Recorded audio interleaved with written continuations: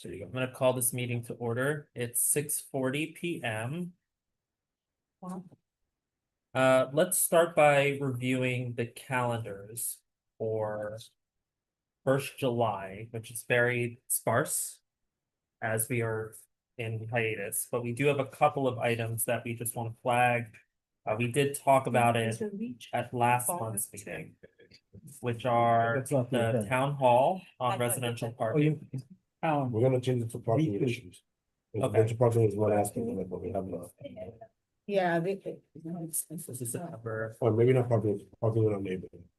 Just to not create it.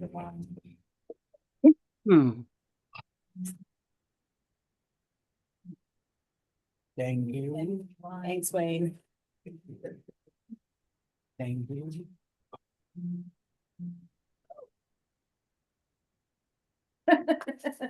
Thank you, yes. Thank you, thanks for that first. Okay, so we're changing the name of the town hall to parking in the district. Okay, great. Pass that down to. Anthony, I'm not understanding what you're saying, this, all this, yours, here. You have. I'm good. So on the July calendar, on July 15th, it's currently worded residential parking. We're going to change the name to parking in the district to keep it a bit more broad. Okay. And any other questions about the July calendar? We're gonna leave committee of the whole TBD for now. I think we just need to assess as we get closer whether there will actually be business.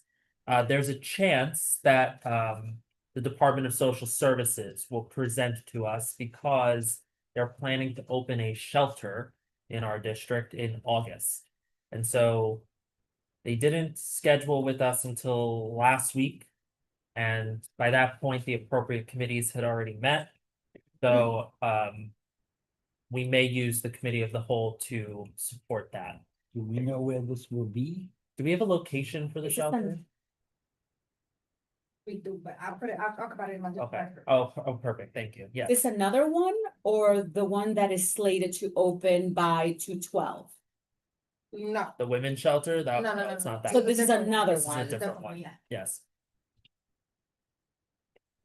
And then lastly, the family and friends barbecue date, I believe I saw some traffic, we're doing it on the 18th. 18th, What? July 18th. That's a Saturday, And I will not be there. okay. So the family and friends barbecue will be on July 18th. I'm working, I'm gonna be in the park. I'll give me up for that. Okay, let's move on Should to have something to- September, yes. I won't be here. Let's move on to September unless there are any other questions about July. August is currently blank, so no need to talk about August. September, I think traffic and transportation is currently on Labor Day. Do you Yeah, have an idea for, so I sent the committee an email. Okay. We're thinking either Tuesday at 6:30 PM, so that Paolo's not going crazy.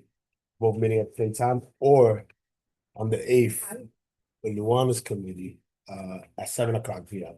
But I think I have a committee member that is also part of the Jody. It's a boss, right? So we might, I sent the options When to did you you guys send that? like 30 minutes ago. Oh, that one. No wonder I didn't see it. do you know if you have any overlap with business development or no? Sure. And the first. I would have to, Yeah, His is first usually week. the first Monday, but they moved it to Labor Day. Well, I guess Labor Day would have fell on that day anyway. Yeah. Alright, so let us know where I'll your get committee back to, thinks. yeah, and I'll we'll get come back to you soon. Any other meetings in September? Yes. We'll start with aging and then land use, yes? You don't notice, you didn't notice, an absence? Oh, it's not on here.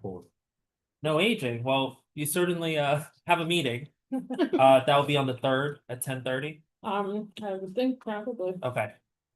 Do you see any reason why it wouldn't be on that Wondering date? if we shouldn't have it after Labor Day, but I think, yeah.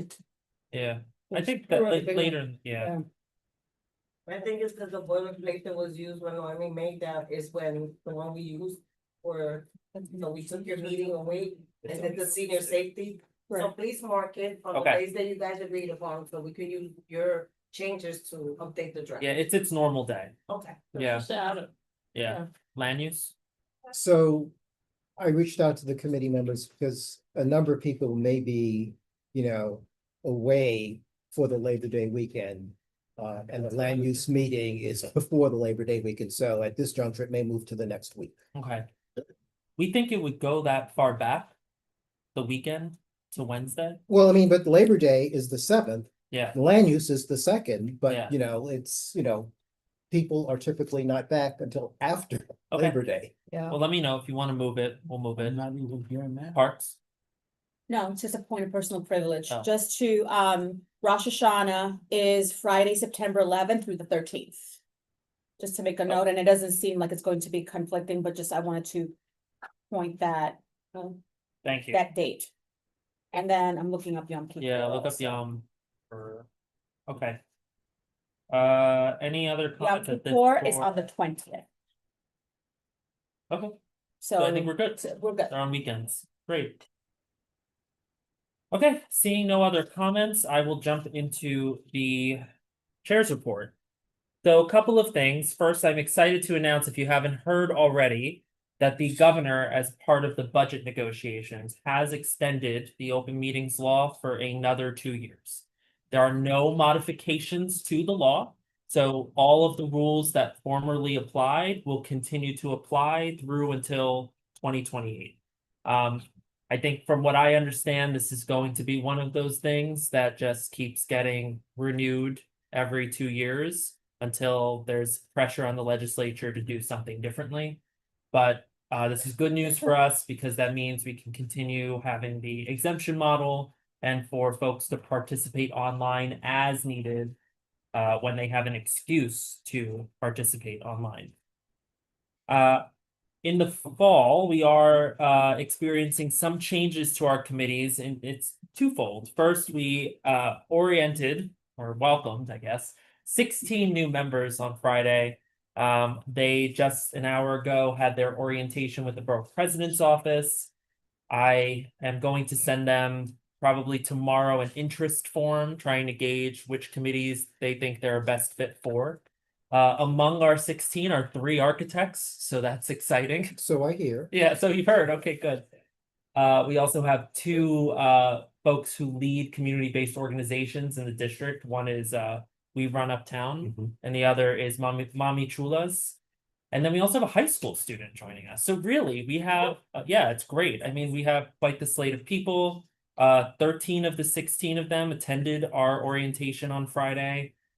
Lots of great questions, great conversations, so we're excited to have them. In addition, as I've spoken to many of you who have been serving as chairs for quite some time, that we will also be making some changes to the chairships. Now, when we revised the bylaws back in 2024, a provision entered the bylaws that says if you were chair for 3 years or longer, and there's no one else interested in being chair of that committee, you can continue being chair so long as the board votes annually to make you the chair. There has been interest across all of our committees where there's a chair for 3 or more years. So I've talked to the chairs and we're going to make some changes that will take effect in the fall. So stay tuned on that.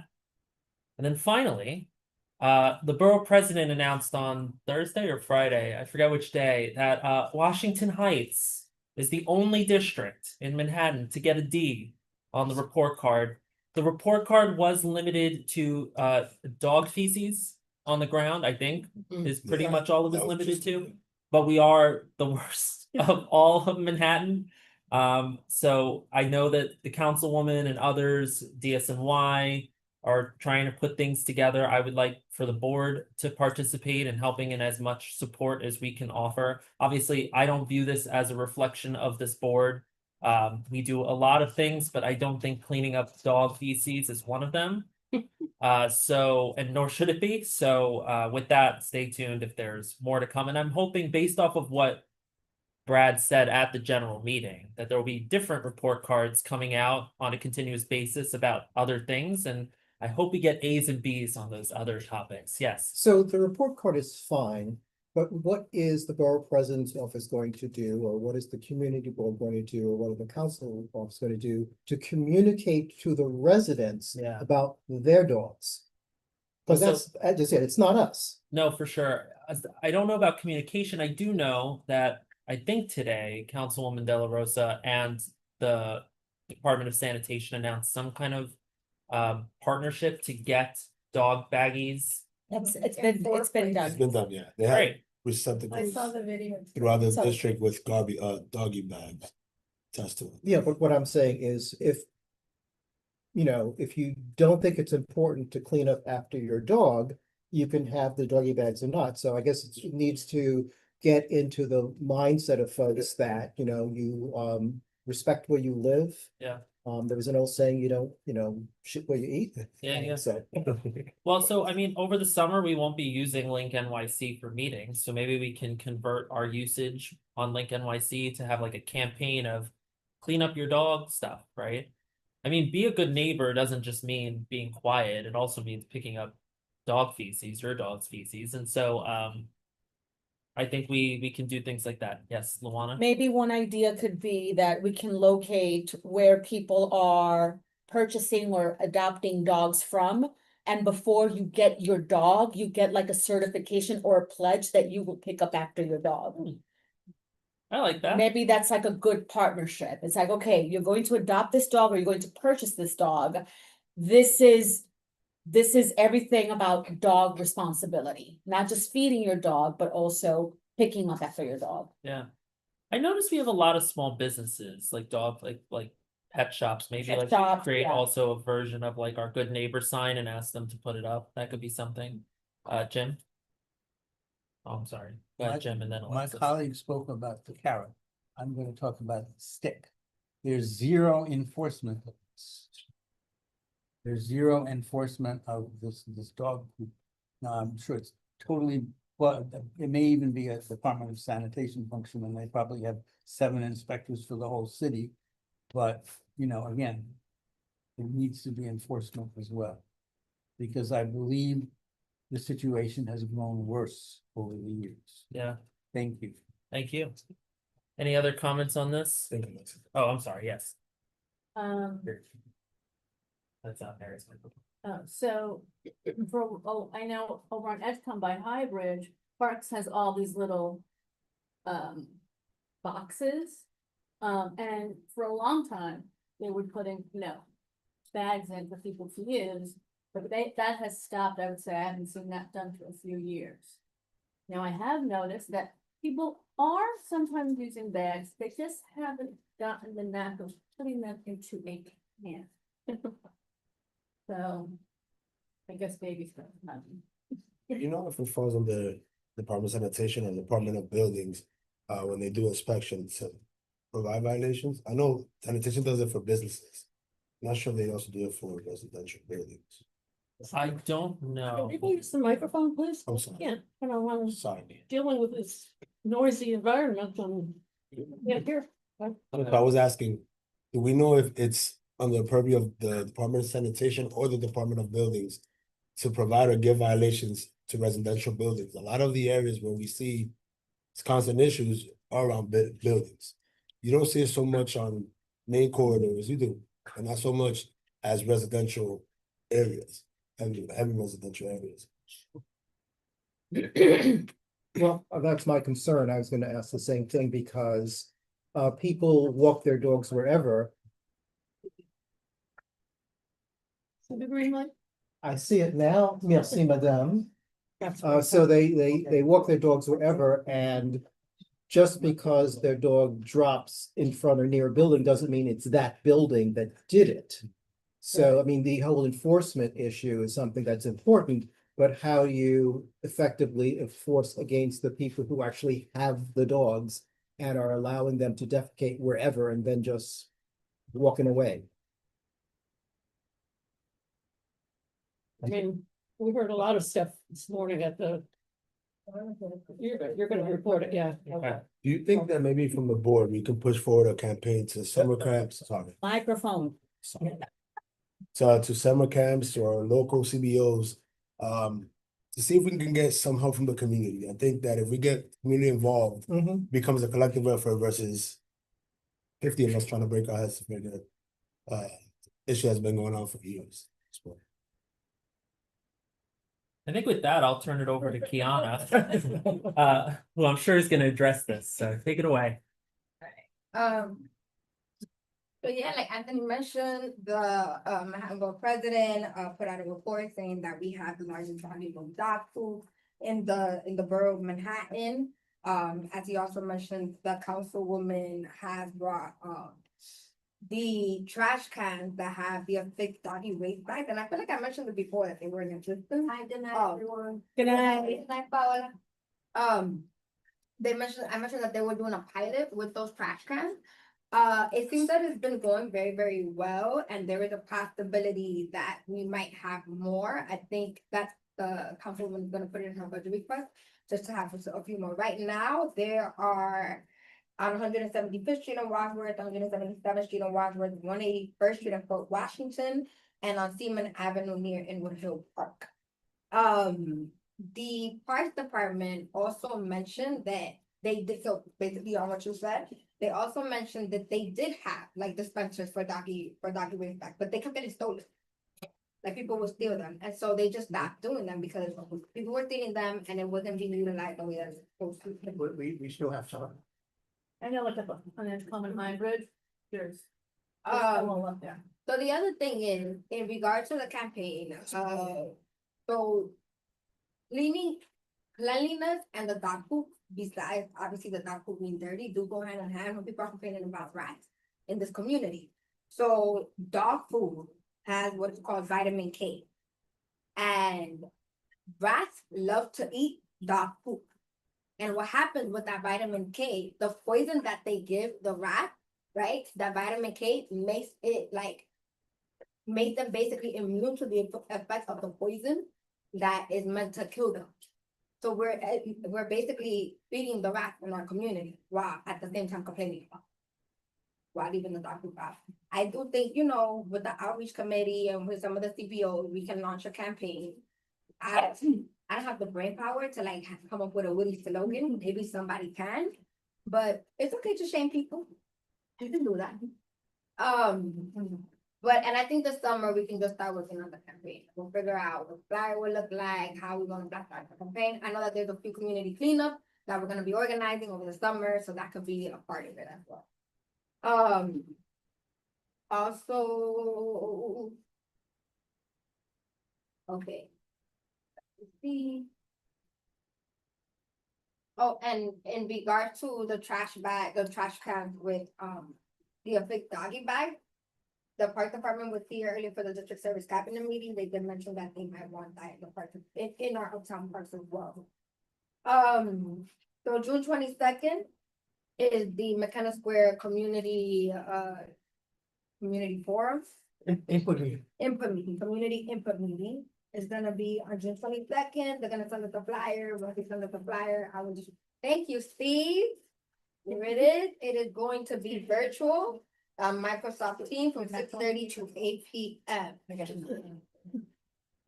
So we can participate. Huh? No, something. McKenna Square is a lot of love.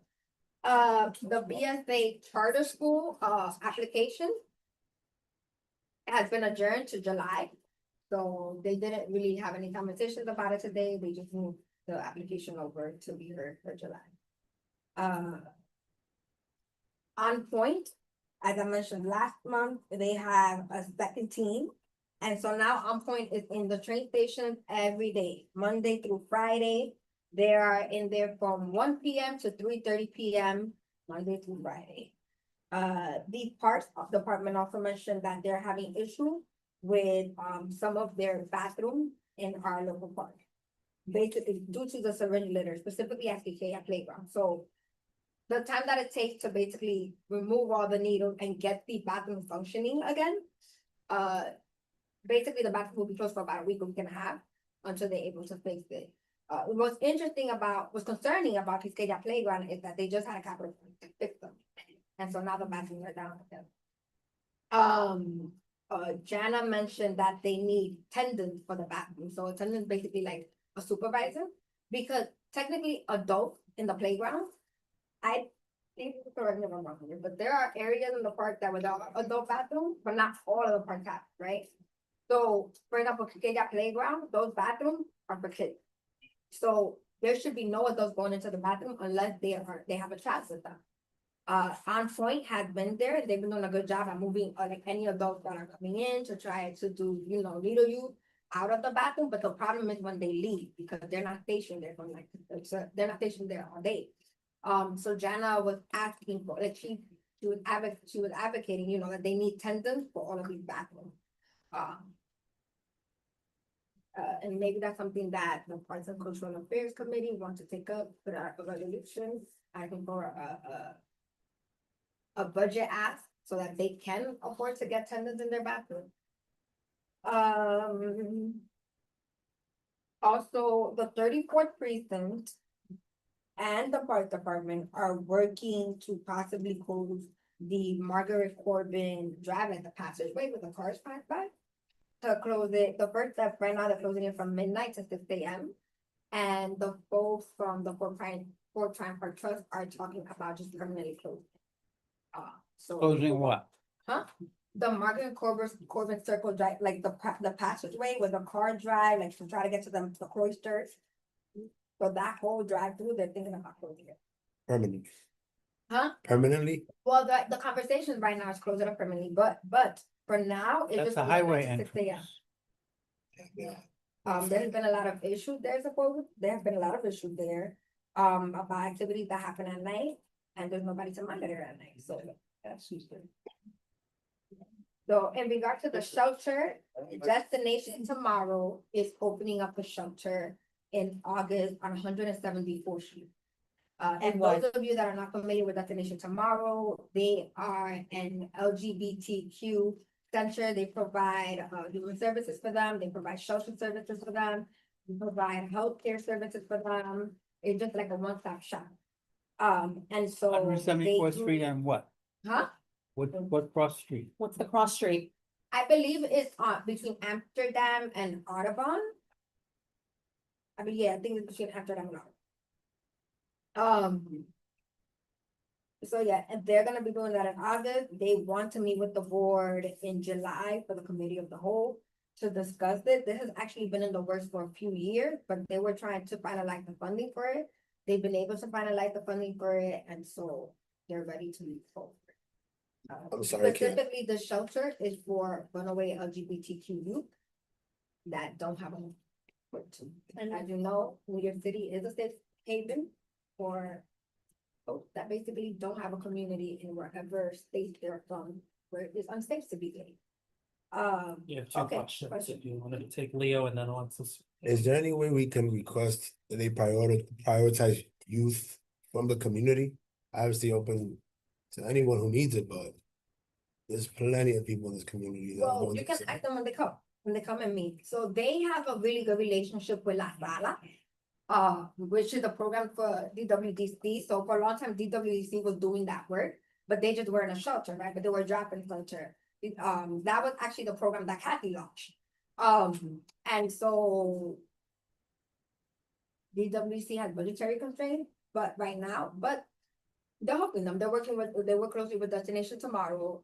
And I'm pretty sure that if DWC gives them a referral, they will take them into consideration.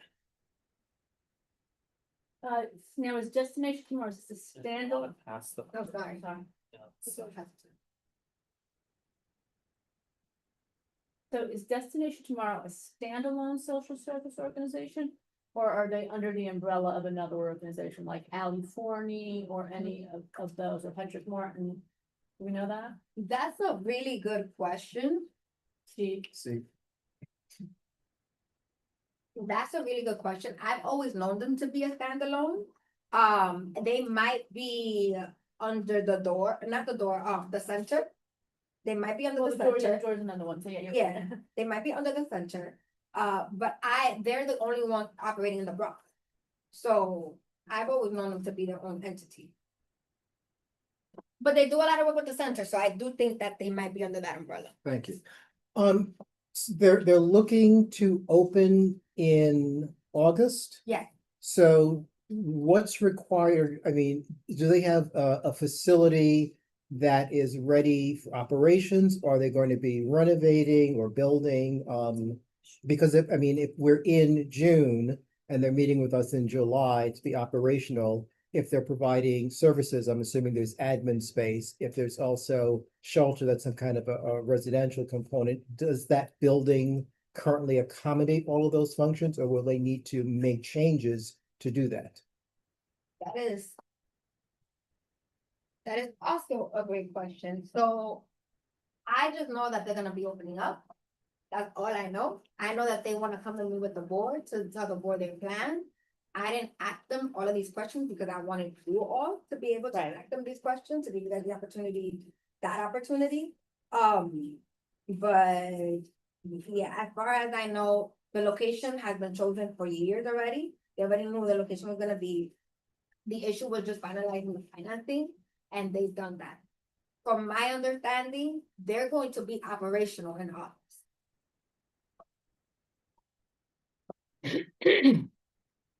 Maybe they could send us something in advance. Yeah, so if this is, if we have, I have a question about if this is going to be serving youth, then I would like to ask them, what's the cutoff age? For the youth being served, so that we're not mixing children with adults. And I think that, of course, because of my position, you know, I have to add, also because, anyway, I'd be remiss if I did not ask this question. That's what I'm going to say. Maybe it's just a good idea to push this meeting for the first general board meeting so that everybody can ask a question.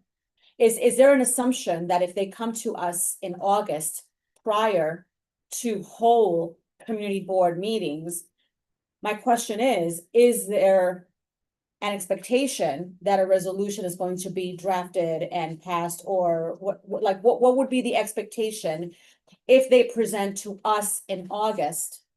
But I'm assuming that the entire board is welcome to come, but then people might be. I just want to make it inclusive of the entire board. That's what I'm getting to. Yeah. They're presenting in July.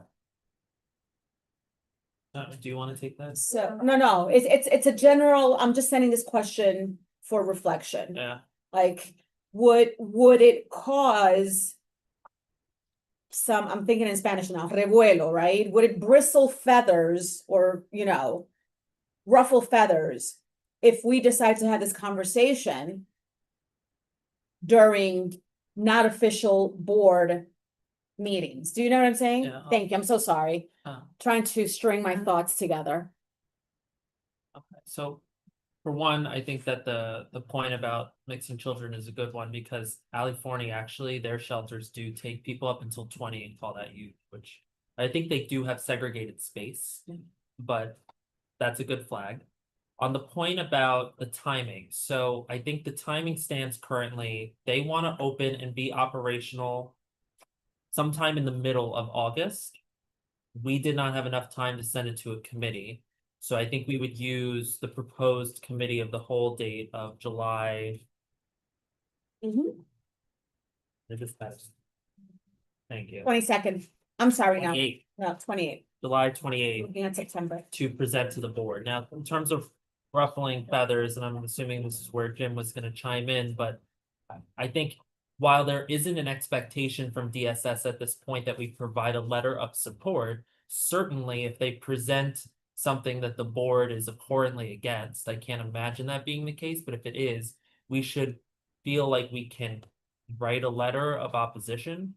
And so I really strongly urge us to do it before August, whenever, and we have, and as much as possible, we have a quorum present so that if we do need to vote on it, we're able to.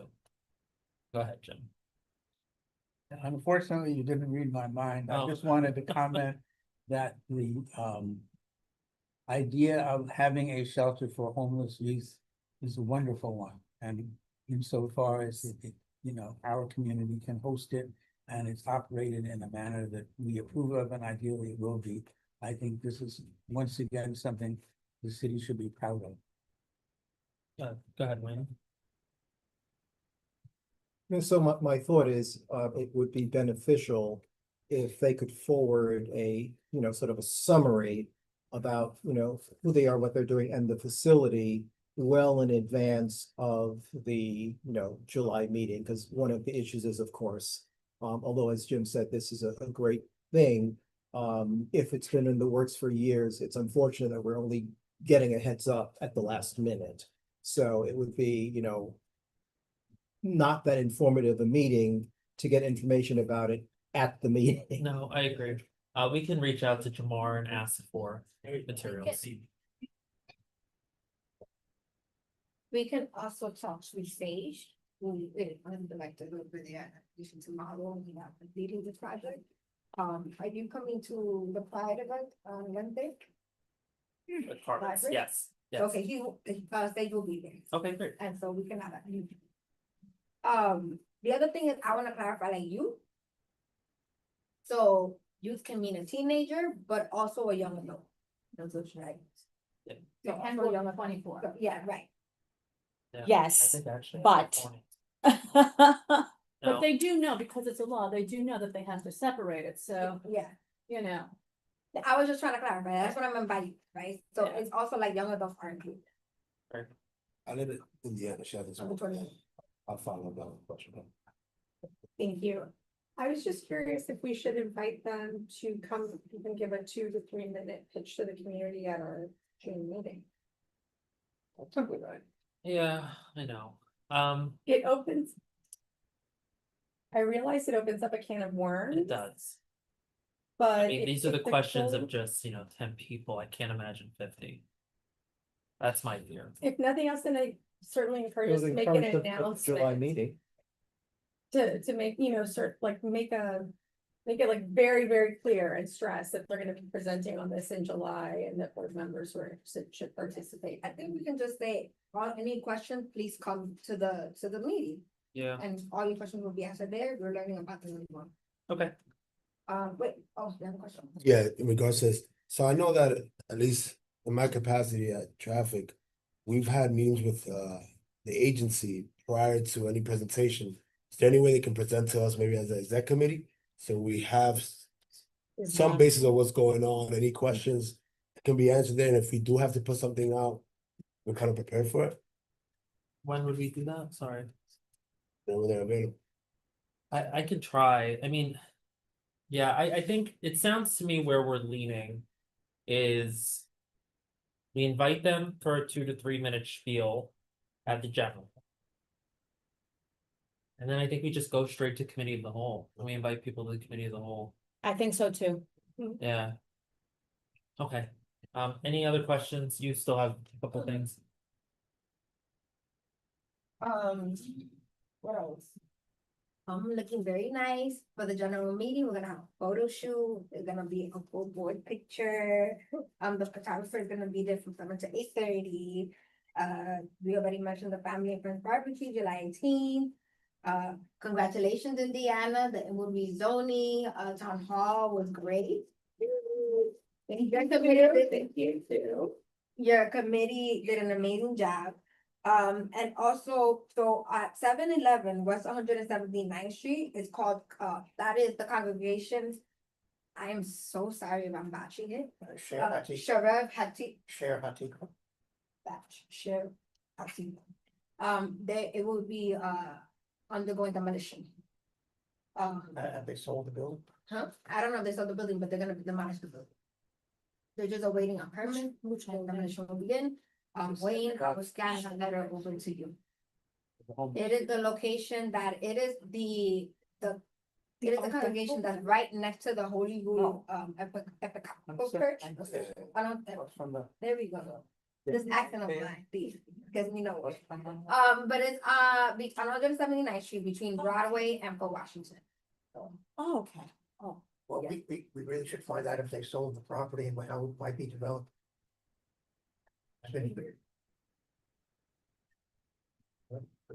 Into the light. Just speak into. Yeah, we should try to find out if the properties are sold and how it might be developed. It's, they've had it up for sale for quite a while. I'd have to check. Are there any questions for Kiana on that point, that latter point? Okay. Do you have anything else? Okay. Can I ask a question? Yeah, yeah. Going back to there's a proposal you said, or the council members preparing to purchase trash baskets that come with the doggy bag dispensers attached to them. Whose obligation will it be to fill those doggy bag dispensers after people have already taken all the bags out of them? DSNY is going to do that? Oh, that's great, okay. Okay. Let's move forward because we do have a packed agenda. Next is old business, which remains old business from last month, the bylaws. So this committee had voted to put forth the amendments that we had been speaking about for some time, namely around latenesses and putting more meat around the definition of substantial portion. I got some feedback between the last executive committee meeting and the last general meeting that the board should have been more involved in that discussion.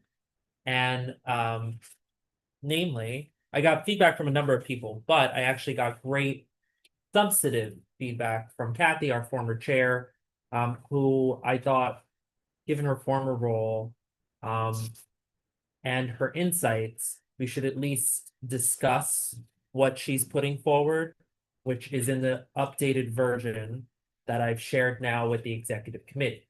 And in a nutshell, what it is it's a report, and I could throw it up on the screen actually, that when someone is in jeopardy of removal, regardless of whether it has to do with them being late or absences, we as the executive committee would have the discretion of putting them under like the equivalent of a performance improvement plan, if you're familiar with those, which are you have a certain amount of time to improve, and if you don't, then you're put up for that obviously was not contemplated in the last version.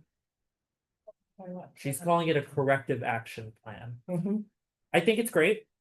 I made some tweaks to it. For one, she wanted it to be 6 months long. I think, if you're putting someone on a plan because they're not attending meetings that we're only meeting 3 times a month, 10 months out of the year, I gave a month, improve within a month, see how you do. Like the month following when you agree to the plan. We could talk about that, right? If folks don't like that, but that's how I'm thinking. And then if the person declines to enter this plan or fails to adhere to it, or does not respond to it within 14 days, then we just proceed with our usual course of action, which is removing the person by vote of the board.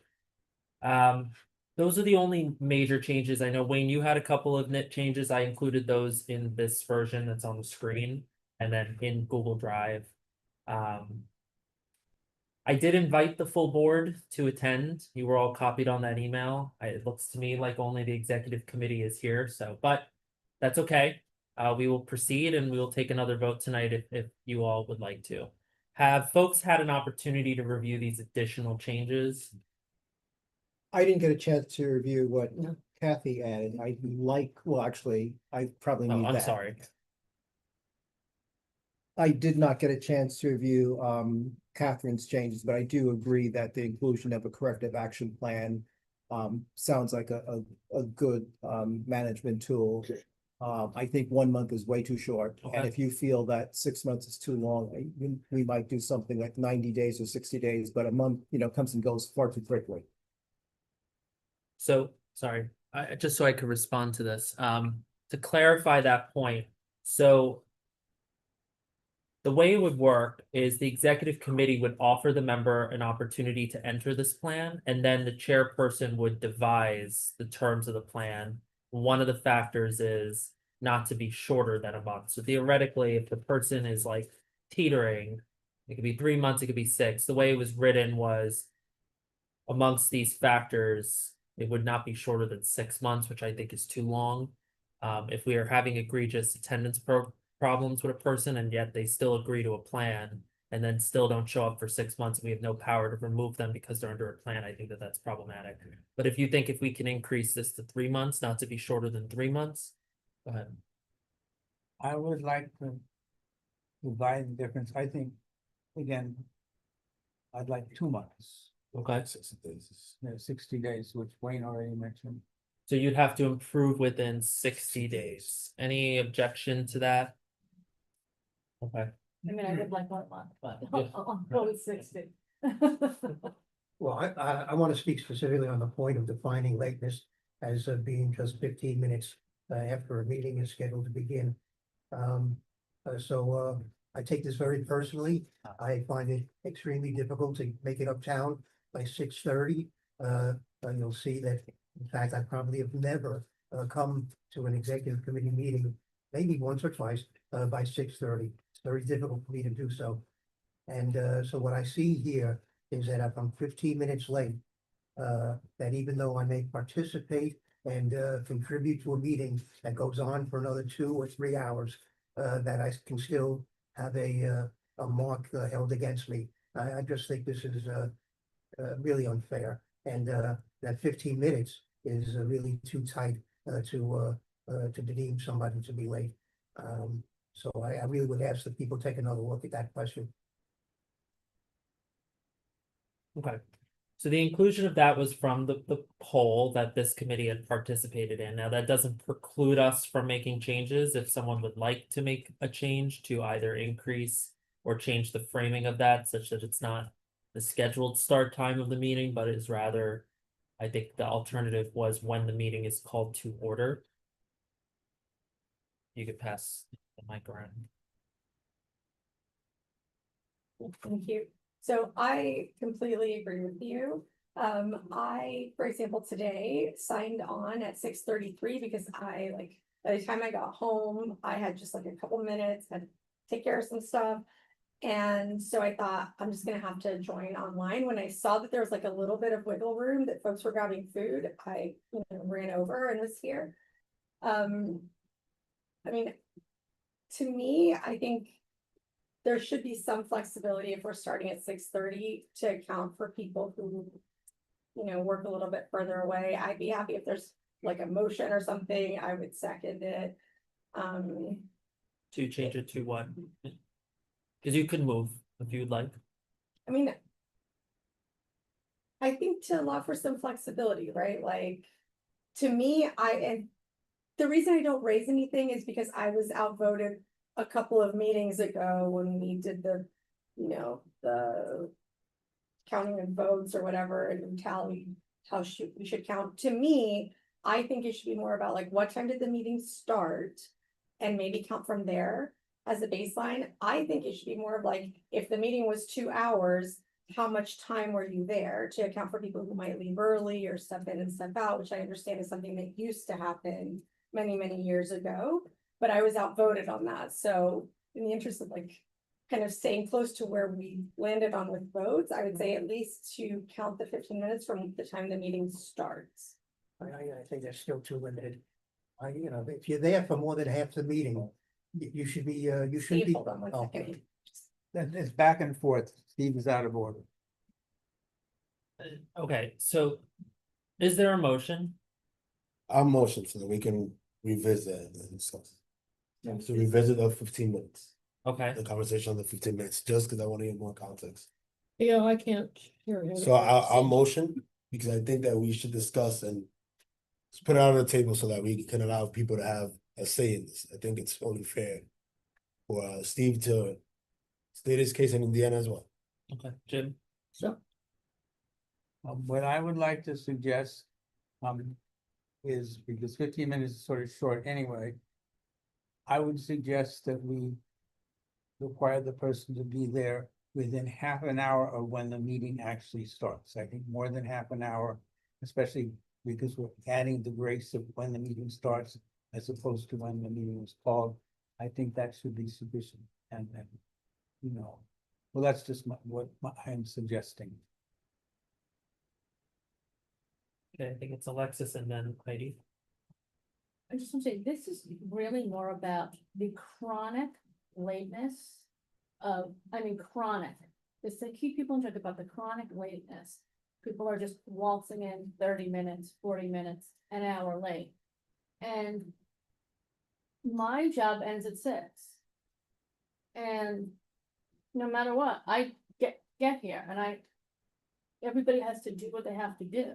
So, well, I'm gonna go with Leo's motion to revisit, and when the meeting actually starts, I think that we also have to really look at the abuse of Yeah. people thinking that it's okay to always be late. This really wasn't about people that are, to be honest, it didn't start as, okay, 15 minutes from the start time. It started because there are many people on boards and the committees who come egregiously late on a continuous basis and miss a lot of the meetings. Then they come in and they interrupt and everybody has to restart. That's where this all really came from. It's Heidi and then Wayne.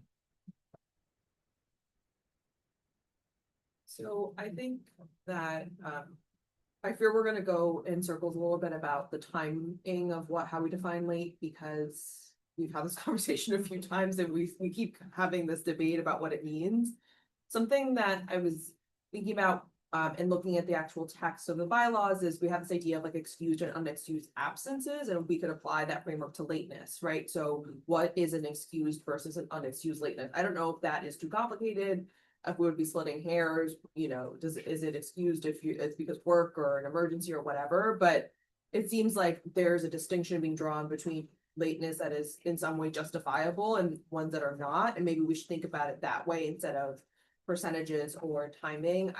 I'm fine with it being more than 15 minutes, but I think we're circling around this idea of like, people who are chronically late without really rhyme or reason, and people for whom we know there are reasons why they might be late, Steve, Deanna, whatever. We talked before about even people not making it a habit to notify their chairs when they're running late is a big thing, right? So I don't know if we do that today. I'm not necessarily moving. I can if people are interested in this idea, but I just want to throw that out there. It's Wayne. Oops, sorry. Thanks. So two things. One, to Alexis's point, if the intent is to address, chronic latenesses, people kind of strolling in, we need to be clear that, someone just reading through the bylaws for the first time understands that, because if it's not the case, then a straight reading of it they will, come down along what, Steve is saying is that like it applies to just kind of anything, any lateness, any time. To Jim's point, I would not object to, something that is, saying that lateness is defined as, if you arrive more than 30 minutes from the time the meeting is called to order. I think that would be more than fair. I mean, I used to work in Jamaica, Queens, and still live in Washington Heights. If I was driving, that's a 30-minute drive. Public transportation, it's an hour and a half. So even if I got off at 5:30, and I never left at 5:30, it's an hour and a half to get back to Washington Heights from Jamaica, Queens. So so two things. The black and white reading of the bylaws, let's be clear on what is the intent. And, we need to, allow for flexibility. I mean, land use never moved from 7 to 6:30 because for some people 6:30 would be difficult. 7 o'clock we typically make, but typically we call to order at 7:04, 7:07, 7:10 for us is late. But if we did that, someone who arrived at 7:16, even though it's only 6 minutes after we started, they would be late. Doesn't make sense to me. I'm next on the list, believe it or not, and then it's Luana and then it's Jen. Yeah, go ahead. Anthony's first. Okay. I just wanted to address some of Heidi's comments, because I did, when we were doing the bylaws task force some years ago, a lot of this concept came up. We did start to draft, you may recall, Jim, some version of excuses, and where we landed is one of the biggest excuses is transportation. And I always, of course, want to give people the benefit of the doubt, but that's a very easy one to just say, and it may or may not be true. So that's what I would worry about there. On the notice piece, this is another thing that came up over the bylaws, and we learned our lesson when saying this in some contexts, but I wonder if that is something that we can include in the attendance policy as a requirement of the board rather. I mean, we could put it in here. I think there is some language, right above it for absences, so we could just throw lateness is as well, that you have to provide notice upon being late as defined. And then lastly, I'm not opposed to the idea of putting context around this provision, section 10.10.4. Where instead of it saying, or it still says for the purposes of these bylaws and to remedy. An ongoing chronic issue observed by the board, something to that effect, so this way there's I don't know how many more words you would want to put around that, but at Well, least then it gives it's you the not the number of context. words, it's just clarity. Yeah, so and to remedy an ongoing chronic issue observed by the board. I think I'm happy doing that. Luana? Thank you. Thank you. So I'm going to be the orifice in the room. My apologies for that. Yeah. The orifice, because I don't want to say a bad word.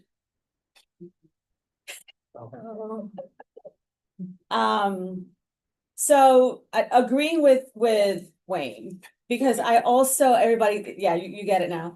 I really want this to be extremely clear because in terms of the optics, I don't want this to come across as we make exceptions for some and not for all.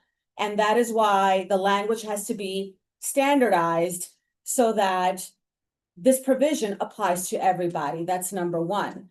Number two, either we start the meeting later, Yes. that can solve the That's what I- situation. Me too. I like that. Either we change the Yes. schedule of the meeting, and now you really don't have an excuse if we say we're gonna start at 7 o'clock. Make it And the uniform grace throughout. period is 7:15, or the meeting will be called to order at 7 sharp.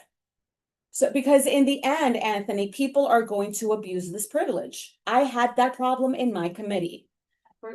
I had that problem, Micah. It was frustrating, no matter what kind of, we tried kid gloves, mentoring, and it boiled down to, okay, so why did you join the board? You join the board and you make a commitment, and part of that commitment is punctuality. If I could just raise a point of information though, Sure. well, two things. One, Microphone. oh, thank you. One, as it stands now, the timing of our meetings isn't in the bylaws. This has just always been up to the discretion of each of the chairs, but in partnership with the office. And I want to stress that last piece, because if we do start meetings at 8 p.m., that means Kiana and her team are gonna have to figure out time.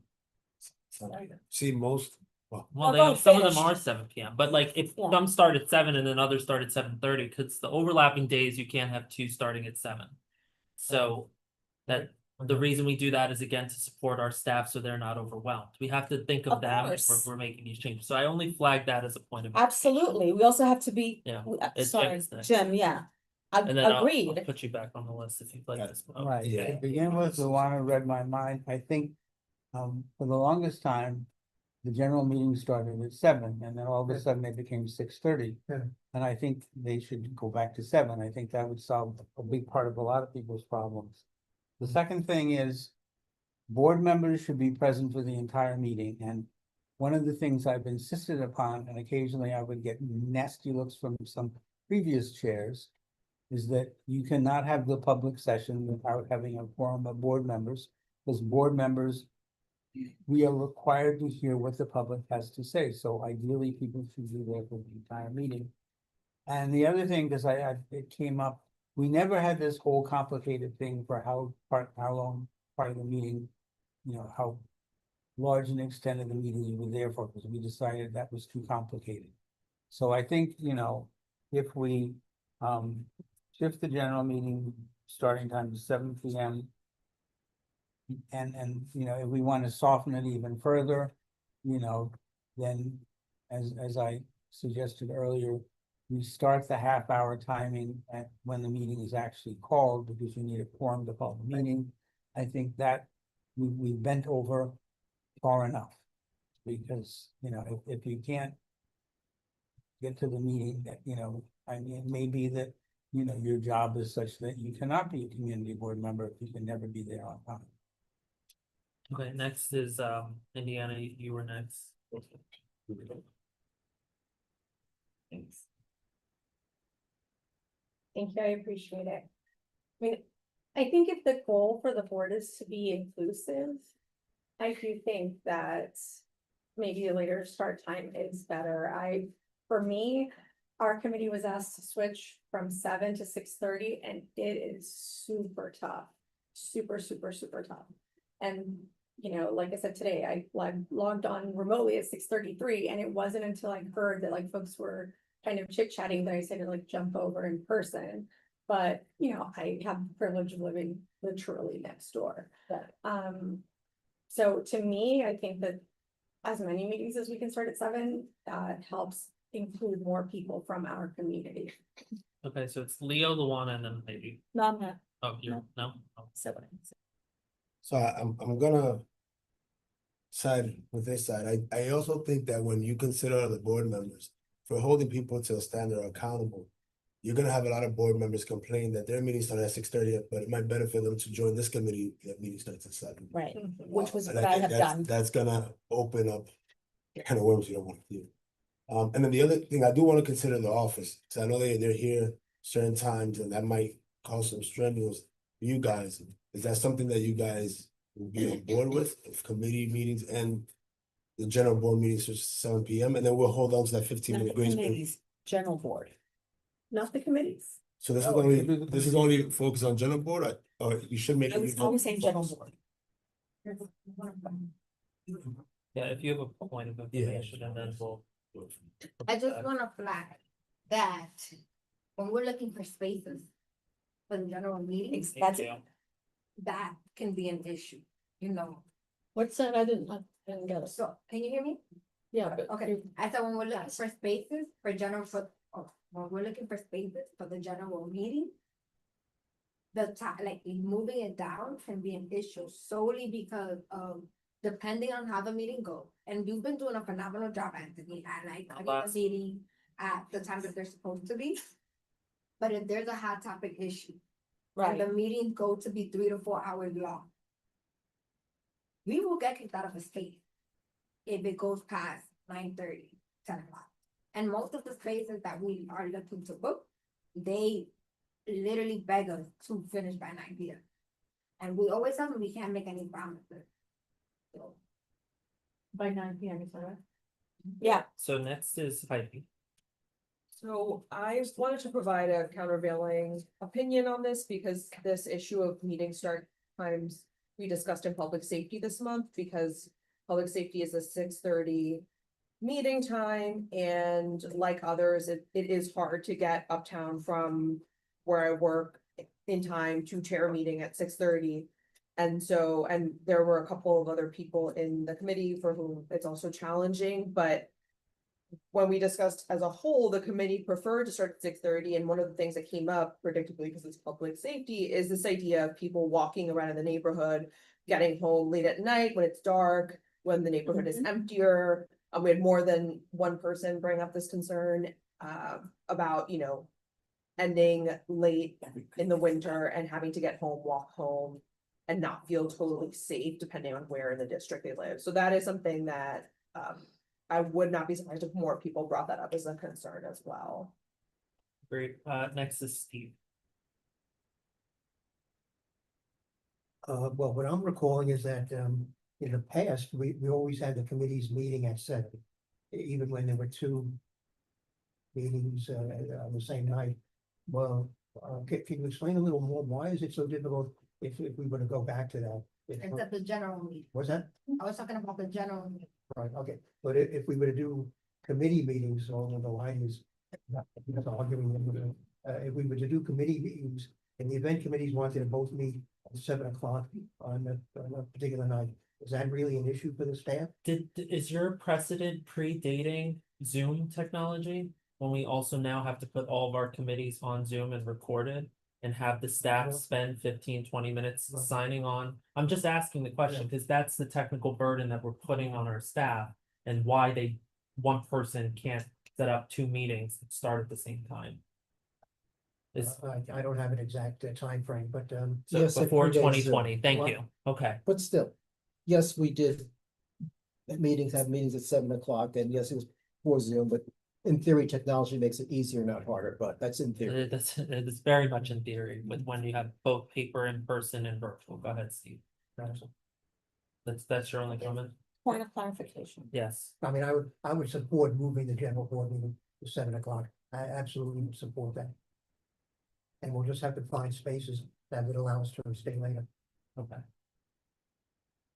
I'll Just a point of clarification, no. I was talking specifically about the general meeting, Okay. not committee meetings. Thank you. General meeting, Leo, go ahead. which is and then- why we're doing all of this punctuality thing. So I'm gonna propose something. I think a general board meeting should stay at 6:30. And we extend that grace period to 30 minutes. Since 7 o'clock seems more feasible to most people. I do think that committee meetings should be uniform though. 7 p.m., the staff can stay here at 7.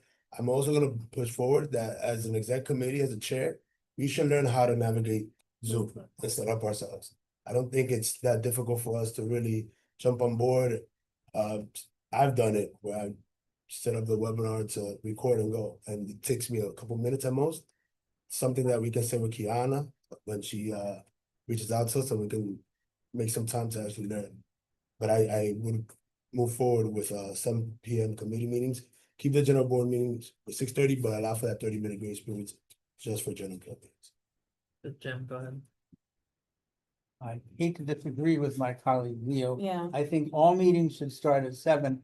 However, if a committee, everyone on the committee agrees that they would like to start at 6:30 as a group and it doesn't interfere with anyone, a committee could be given the option of starting their meeting at 6:30. The other thing, and I see where Kiana's coming from, and it's a real problem. We have to find venues that will allow us to stay until at least 10 o'clock, you know. This 9 o'clock business is unfortunately unreasonable. I'm next on the list, and then I'll let you do want to clarify that point, and I do want to just reset this conversation though. So we're talking about the amendments to the bylaws. Our bylaws currently do not talk about the start meetings of our committees or the general. This is determined by the chairs of the committees and the chair of the board for the general. We can put it in here if we want to, but I'm just saying that's not a tweak, that is adding provisions to our bylaws that currently are not in there. Go ahead, Kiana. So for clarification, when I spoke earlier, I was talking about the general board. And even in finding space is already challenging enough with Columbia, where we have most of our general board meeting anyway. And getting an answer from them and asking them for the space is just like we're annoying them. And, you know, they're like, okay, so our security has to stay later, even though I know for a fact that most of their security does indeed stay later than what we, beyond what our board meeting would entail. But that is a point that they have brought up. If we're gonna do the board meeting on the second floor here of Alianza, right? We have to let security know so that they can have somebody that be present after hours, depending on however long the board meeting lasts.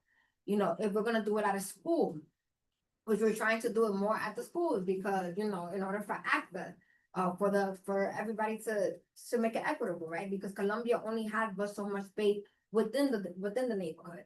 You know, technically, the DOE, the district has been doing us a favor of paying for the security for it, but that would have to come out of our pocket. So those are just the things that I'm flagging. In terms of the committee meeting, 7 p.m., I will have to talk to the team, right? Because I will have to then restructure their schedules. And we're technically supposed to be open from 9 to 5, and that means that the ladies will be having to work on a staggered schedule. But whatever you guys decide to do, we'll adapt to it. Luana. I like Jim's idea that committees can decide. We can put that as a provision that committees can decide at what time they can have their meetings, because I know that Mary has her meeting at 10 o'clock. Yeah. So I think it is up to the committee to decide the best time for them. I was talking about the general meeting because that's when we get 50 people together. Wayne. And then Jen. Yeah, if the bylaws currently do not state when committee meetings meet, I don't see it as being beneficial to, put that in writing in there. You know, the committees working together through their chair can decide what time works best for them. If they can do 6:30, fine. If they need to do 7, fine. I think we need to have some, clarity, some standard with the general meeting. And I think getting back to, what it is we're talking about, just clarifying that, for the purposes of the bylaws, specifically to address what has been an issue with, chronic lateness. You want to define, lateness as being, if you're arriving, more than, 30 minutes or 25 minutes from when it is called to order. And for the rest of it, I think, land use, for example, has been for years pretty good with this, although the last meeting I was kind of surprised. There's one person who never responded to email multiple times, didn't know it there, but other than that, we've been pretty good about being able to come to quorum, 7:05, 7:07, 7:10. Same with parks. I just want to support what Anthony was saying. We should address the bylaw issue first. And I think what got onto the table somehow is that the lateness criteria would be half an hour after the meeting is called to order. And the other issue in terms of when meetings start, which is not in the bylaws now, the various committee chairs and the board chair have heard what we had to say, and they can change these things appropriately. So that we got almost done discussing the bylaw change. Leo, and then I will take it back. So I'm gonna agree with with Jim. The other state. With Jim, if we're discussing 7 p.m. for committee meetings, it seems like the 30-minute threshold is probably the most fit for the general board meeting committee. Now, if you get there by 7, or when the meeting's called to order, you have your grace period and you won't be penalized. Okay, so Point of information. I think we should be mindful of wanting to find venues that will allow us to meet until 10. I've received lots of feedback from people on the street who in the past would not consider becoming a community board member or coming to member. And they said what they've seen in recent years is we are so much more disciplined and have such shorter meetings. So let's keep that in mind when we're thinking about the scheduling and the timing and the venues. I mean, we don't want to go back either in terms of operations or in, public perception. Good point. okay, so it sounds to me we're moving in the direction of 30 minutes or more after any meeting is called to order. Do I have objections to that? Raise your hand. Committees or just That's general? any meeting, so that's either general or committee. I have an objection for committees. Okay, That's too much of a threshold for a committee meeting. Committee meetings usually last an hour and a half, 2 hours. When we had ranking, it was maybe 3 hours. Cedra, I see your hand went up if you wanna. raise a Yes, I comment. also have an objection because licensing, as you know, we deal with a lot of matters. Sometimes we have to listen to 20 different neighbors, PV, also committee members. So it would not do well for us to stick to a different hour than we have been scheduled for.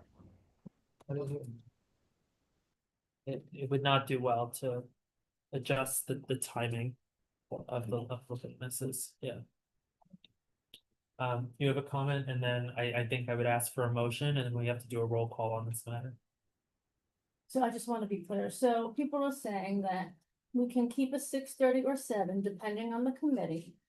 And that you would want to, and we're moving in the direction of 30 minutes of the start time of whatever that meeting is. So let me finish. The 30 minutes of either the general or committee from the start time of the meeting or when it is called to order. Call to order. Just want to make sure I have that. So there are 2 objections, so I think we need a formal motion, someone to second, and then we need to take a roll call here. So moved. Okay, so if you vote yes. Okay, It's clarified. I have it clear. Thank you, Alexis, for that. if you vote yes, you agree to change the amendment such that it is 30 minutes or more after any meeting is called to order. Yes. If you vote no, you are against changing that and leaving it at how the amendment currently reads, which is 15 minutes or more after the scheduled start of any meeting. I know Liz isn't here, so I'll do the roll call if I can Was have there a this. second? Oh, yeah, thank you. Heidi seconds, move second. Can I have the sign-in sheet, please? Is it clear to everyone what we're voting on? Yes, Okay, Yes. it's clear. Thank you. you're welcome. Leo, how do you vote? Yes. Anisha's not here. Alexis, how do you vote? Yes. Liz is not here. Heidi, how do you vote? Yes. Mary, how do you vote? No. I don't believe Radia is here. Steve, how do you vote? Yes. Indiana, how do you vote? Yes. Isidro, how do you vote? No. Wayne, how do you vote? Yes. Eleazar is not the chair of Lost, public thank you. anymore, nor on the board. Luana, how do you vote? Yes, And I vote no. So that is 7 yeses, which I think sustains it. Yeah, it's only 3 no's. Okay, so that's 7 yeses, 3 no's, 0 abstentions. This motion passes, so we will change the amendment to be 30 minutes or more after any meeting is called to order. Okay, let's move on. Are there any other points we would like to discuss about the provisions in the bylaws? I think given the amount of debate about how we are defining lateness, I think we should plan to revisit this in a year and see like what, if it made a difference at all, how we define lateness in terms of enforcement of chronic lateness. You know, I'm sure it will come up, but I do think like we've obviously changed it from a more strict definition. I guess we'll see whether or not it makes a difference, but I do feel like we should take some time before next summer to like think about whether it worked. Thank you. I can't guarantee I'll be chair then, but whoever is chair, they can add it to the agenda of this committee. The other thing I would stress then for our committee chairs and vice chairs, once this is instituted, make sure you're noting very clearly in the record when you're calling the meeting to order. I think that sometimes gets lost. If the meeting's called to order at 7:02, then it's 7:02 plus 30 minutes is when latenesses would begin. I mean, I have been in the roll call now in general meetings, I put who is late. I will add the lateness now, and I will continue to do so. Because I just believe overall, these latenesses are completely disrespectful to everybody who does what they have to do to show up on time. Period. This is one of the reasons that and I'm gonna be honest, I kind of started this because it's getting out of control. You can't just waltz in 45 minutes, an hour late, and then interrupt an entire meeting where we have to stop everything and explain everything to you. Not you, whoever. It's just disrespectful, period. I feel like those people on the street that interview people. We're Billy on the street. Like, Yeah, exactly. can I ask a question? I Yes. mean, I'm asking this question after the vote.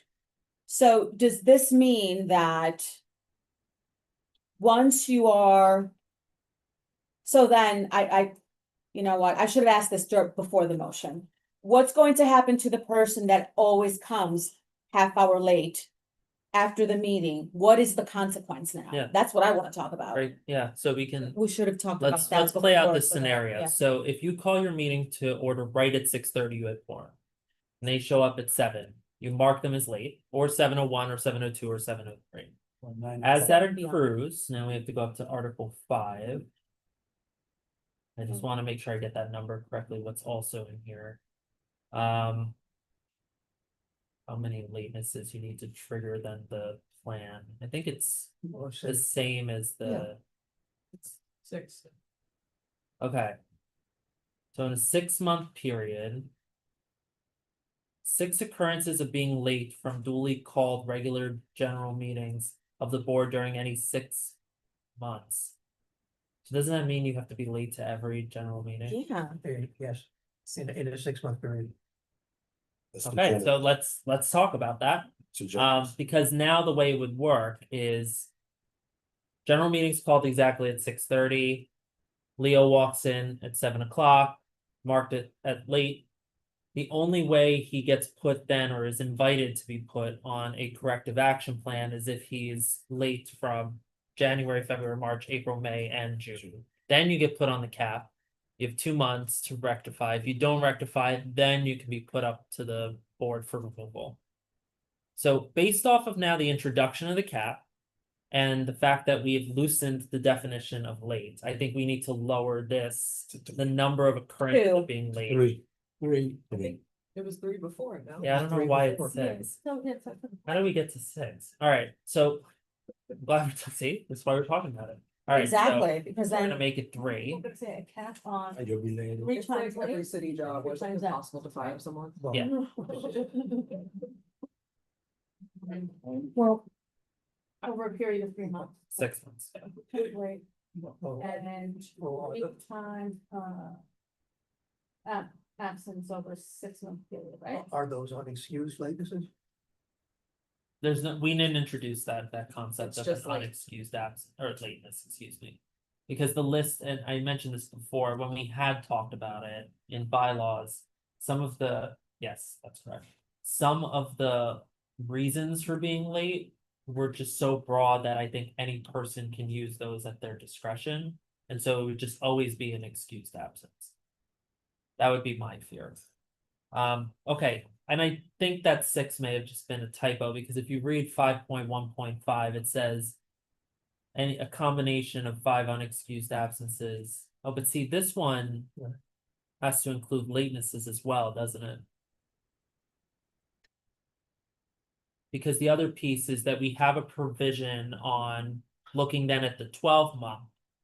And it being 5 unexcused absences in a 12-month period, but we don't have a similar provision on a 12-month period for latenesses. Do we feel we need to make one? In other words, it would read, if the board member has been on the board for at least 12 months, any combination of 5 latenesses in a 12-month period would trigger the next stage of the removal process, which is. I would add it. What is?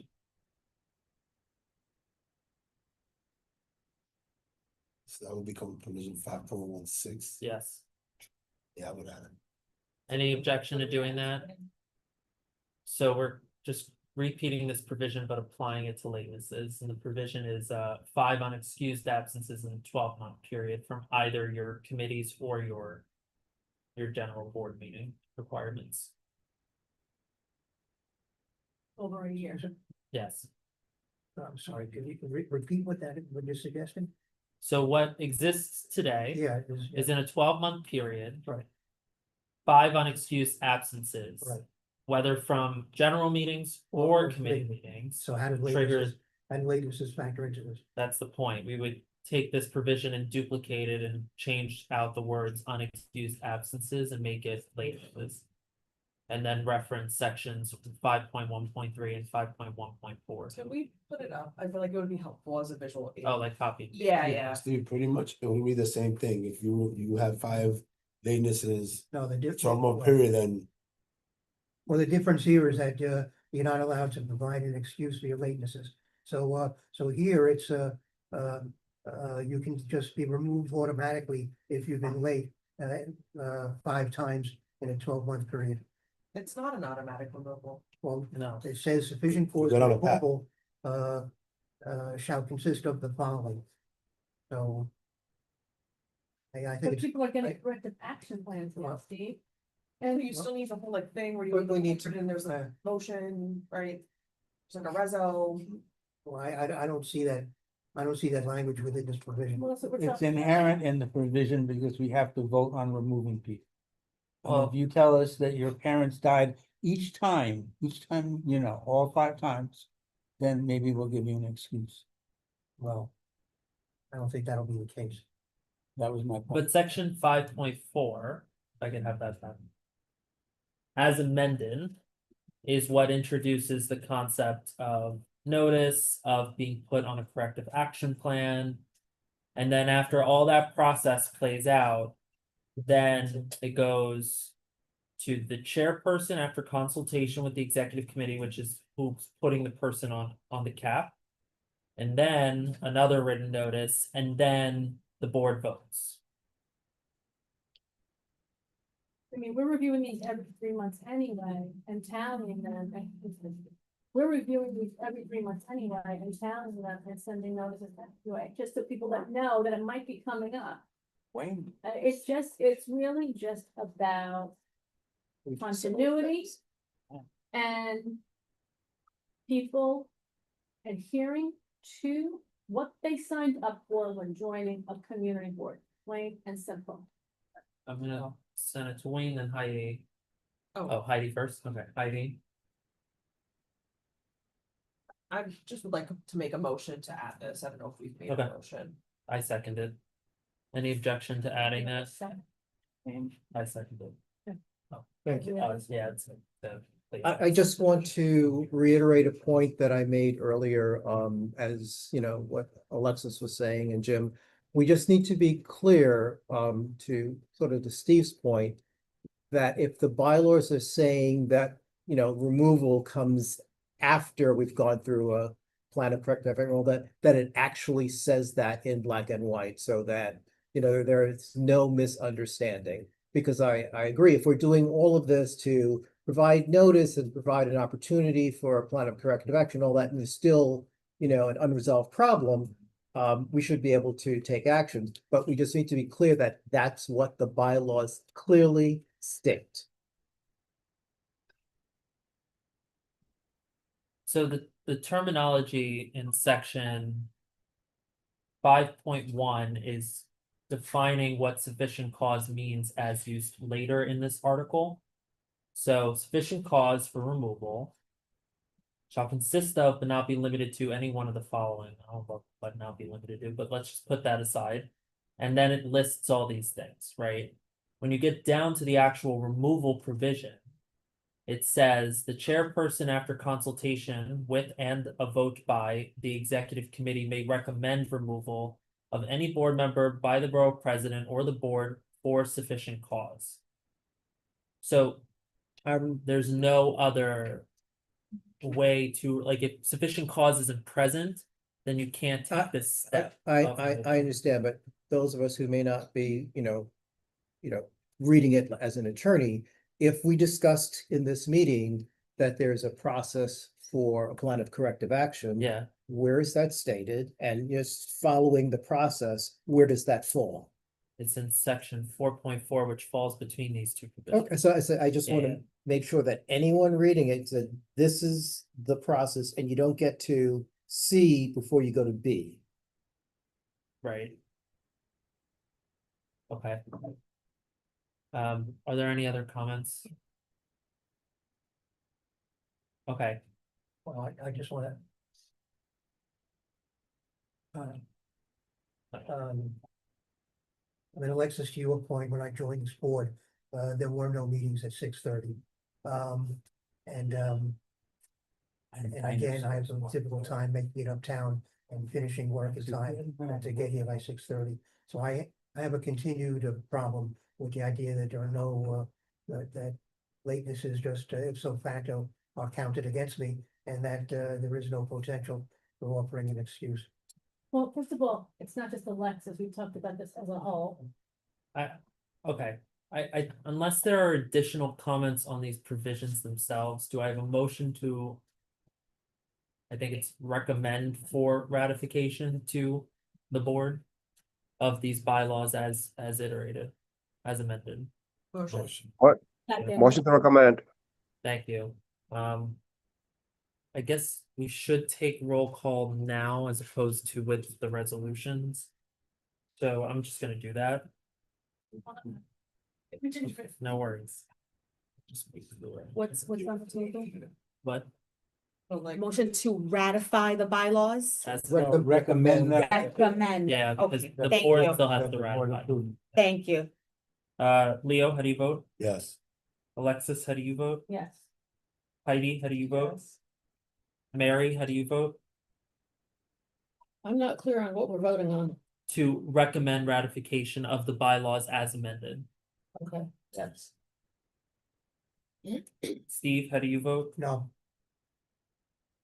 Indiana, how do you vote? Yes. Isidro, how do you vote? Yes. Wayne, how do you vote? Yes. Luana, how do you vote? Yes, And I vote yes, so that is, 9-1. you already voted. I did. Yeah. 9-1. Oh, thank you. 9 yeses, 1 no, 0 abstentions. We will proceed with recommending these amendments to the board for ratification at this month's general meeting. Okay, let's move on. The next item on the agenda for new business, first is a resolution in opposition to legislation applying term limits to district managers. So I shared the resolution over the weekend. The background here is that we have a city council member who last term introduced legislation that provides for the same reasons. She reintroduced it this term. It last term just went to file. This term, it's still pending. What the legislation would do if affected is it would place a 4-year term limit on district managers unless they are reappointed then by the board. But it also gives the borough president unilateral ability to remove the district manager at their discretion. I think from my perspective, it's a bit obvious that this does reduce to some degree some of the autonomy and power of community boards, because it is the community boards today that determines who serves as its district manager. And if you place term limits on that person and political powers that be are involved, in them being reappointed, there's a chance that you lose significant institutional knowledge, especially at a time when board member turnover is so high.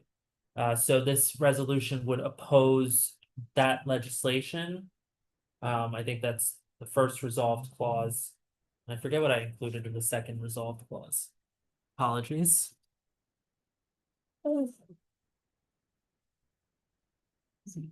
It calls upon then the New York City Council to reject the legislation and to instead engage in a transparent, thorough, and collaborative process with community boards to identify clearly, discuss, and address any isolated concerns related to district manager oversight, accountability, and performance without causing any intentional or unintentional short or long-term impacts on the operations of community boards.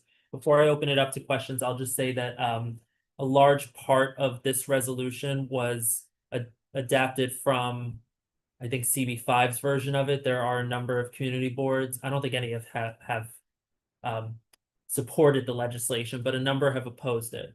And so with that, I'll take any questions. Luana first, then Jim. I just want to include. Oh, sorry. Go ahead. Thank you for putting this together. A quick question. Yeah. How are most community boards throughout the city drafting their resolutions? Is it in opposition? Yeah. Yeah, this is good, because if there's something that annoys me is when things become highly politicized. Voting against it would mean that now politics can influence how community boards manage their issues. And we should be an independent body, even though we are appointed by the board president. We are appointed because we inform, we inform the community. And to have term limits, particularly like why now, when people have been I mean, to me, this is so, it tampers with the livelihood of people, because if we had an older district manager serving a term limit, then that person would be unemployed. And then Out if of a we, pension, what's that? out of a pension. Out of a pension. And then with ageism, right? Let's say that we just did not get, Kiana, who's pretty young, right? But let's just say this was a situation where somebody was older. We're messing with somebody's livelihood and also letting politics influence how we manage our community. Yeah. So- it's Jim, then Wayne. Jim, I just wanted to I'm not sure if he. compliment Anthony for putting this together. I Yes. believe the proposed legislation is outrageous. They have a habit, there are two habits that annoy me. They have a habit of fixing things that aren't broken. And the other thing they have a habit of doing is, and then this is my bugaboo, of putting term limits where there's absolutely no need for term limits. If the board decides they need a new district manager, the board will decide to get itself a new district manager. And if in fact, the district manager is horrible on some level, then the board will probably remove them, and we don't need to give additional power to the borough president to reach into the board and again, interfere with what we're doing. And basically, and again, I've been around for a while, I don't believe that, in my entire memory, that there have been these totally rogue boards that, chose Attila the Hun to be the district manager and then kept them there, that just doesn't happen. Maybe So, Genghis Khan. Right. But, so again, I compliment Anthony and I commend this resolution to all of you. So I already provided, Anthony, actually everyone with, some edits. I would, in the penultimate whereas, where it currently reads that the justification does not provide sufficient support for amending the charter and in fact, diluting the self-sufficiency of community boards. I would also add that it doesn't directly address any instance where there was an identified, occurrence of insufficient oversight of district managers. I mean, if that was the problem, what was done directly to address that? Changing the charter should not be the first step. Any other comments on this?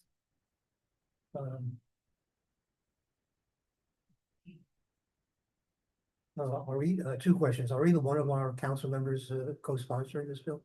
That's a good question. No, not that I'm aware. Um, It's Natasha Williams that introduced Right. it, but when I looked Yeah. on the city site, I didn't see a list But of other city did council. they support the prior? It never went to a vote.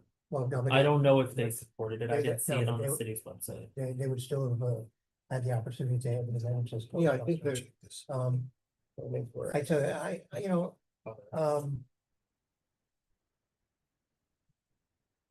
I personally don't think it's the worst idea in the world to have to maybe reappoint the district managers on some 4-year basis or 6-year basis or whatever, Yeah, we've had prior experience on this board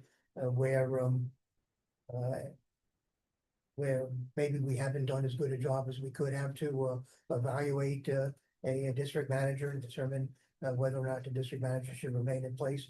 This would kind of force our hand and No, it wouldn't. and force us to do it. No, it wouldn't. Well, it would, because we would have to vote on whether to reappoint them. No, the borough that- president. Well, that provision I would take out. I would say the borough president should not have any say on who our district manager is. That part of the bill I find to be particularly to be particularly wrong-headed.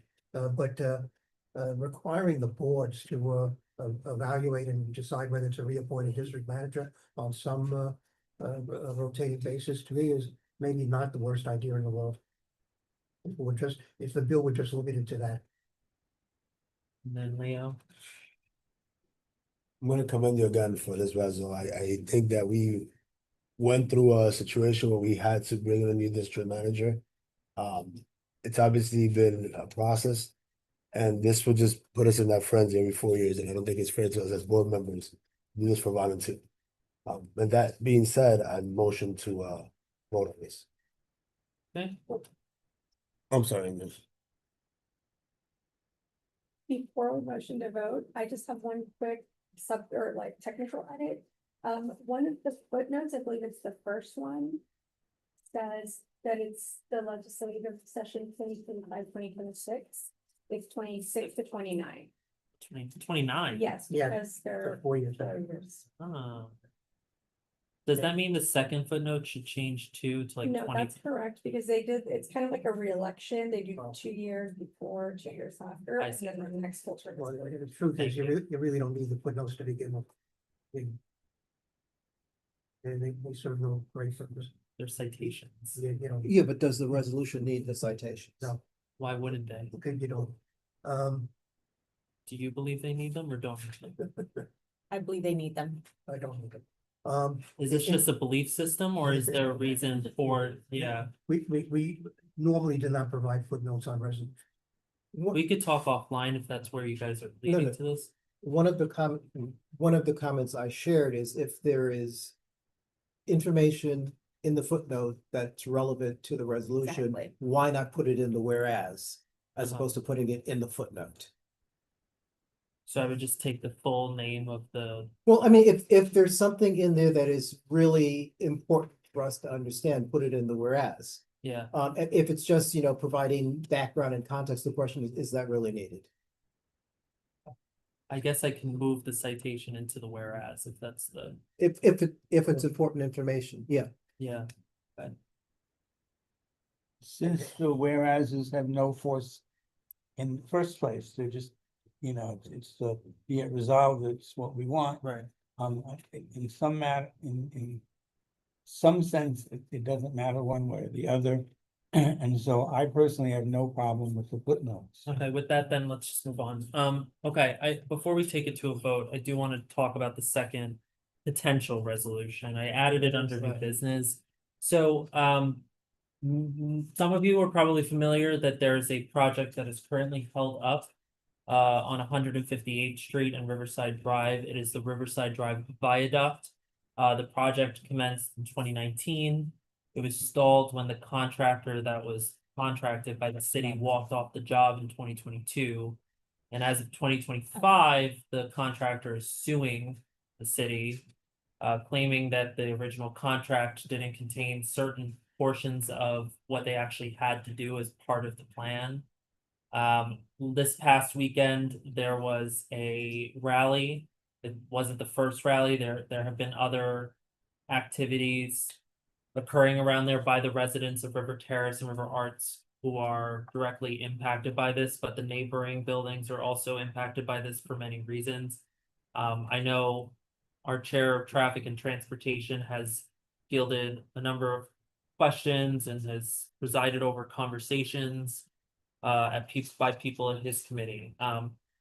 So where this stands in court today, it's in the commercial division of the Supreme Court of the County of New York. And so one option we have as of I'm often asked, I think the members of the board are asked, what can we do in this situation? Of course, we could always pass a resolution, but like that doesn't really do much in terms of what's happening in a court case. Last year, the commercial division adopted revised rules of their court that allow for non-parties to move and submit an amicus brief. It's very unusual because typically amicus briefs occur at the appellate level in most other court systems. Hey, Anthony, what's in? It's a amicus brief? friend of Yeah, the oh, thank you. court. Yeah, it's a friend of the court. So you're not a party to the case, but you want to submit something that is considered to some degree by the judge presiding over the case. They made this change to the rule to give the judge a perspective that perhaps the parties cannot give her. I think it would be an excellent idea if Community Board 12 were to move in this particular case and provide that community perspective, given the hardships that residents of this district have had to face while this project has been stalled. And I don't think the parties are well equipped to provide that perspective. A contractor who walked off and the Department of Transportation for the entire city of New York. Those are the two parties in the case. Well, so here's what the resolution would do. I think, given that the amicus brief does need to be structured in a way that meets the rule, which is, it's like a legal proceeding. It has to state why you're moving, that you have no financial relationship to either of the parties, that neither of the parties actually contributed, etc. Doesn't really fit the form of our resolutions. So I was going to suggest if we would adopt a resolution that would delegate authority to me to draft the amicus brief, and we would review it, of course, before I submit it, but it would at least be the community board saying, Community Board 12 authorizes its chairperson to submit an amicus brief that states roughly the following in it. It would be similar to what we did with the citywide statement of needs, which authorized me to submit a comment letter to the city on that point. I'll only raise, in addition to what I just said, that I've been talking to Victor Edwards, who is the chair of Community Board 9 about this, as well as part of the project does enter into his district. And he also has raised that there is interest in joining this amicus brief, so it could, no guarantee they would have to vote on it, but be an amicus brief both by community boards 9 and 12. Okay, first hand I see is Steve.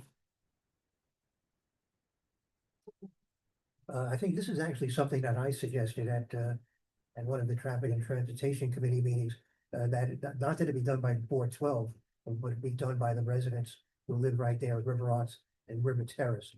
So my first question is, do you know whether or not the residents of those two buildings are also doing an amicus brief?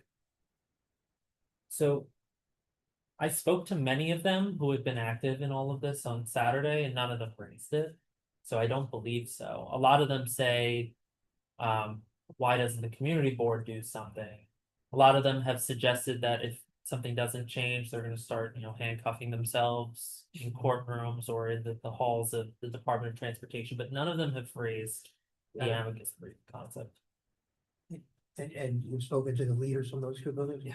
All right, well, I assume whatever brief you come up with is going to incorporate the concerns of the people in those two buildings in particular.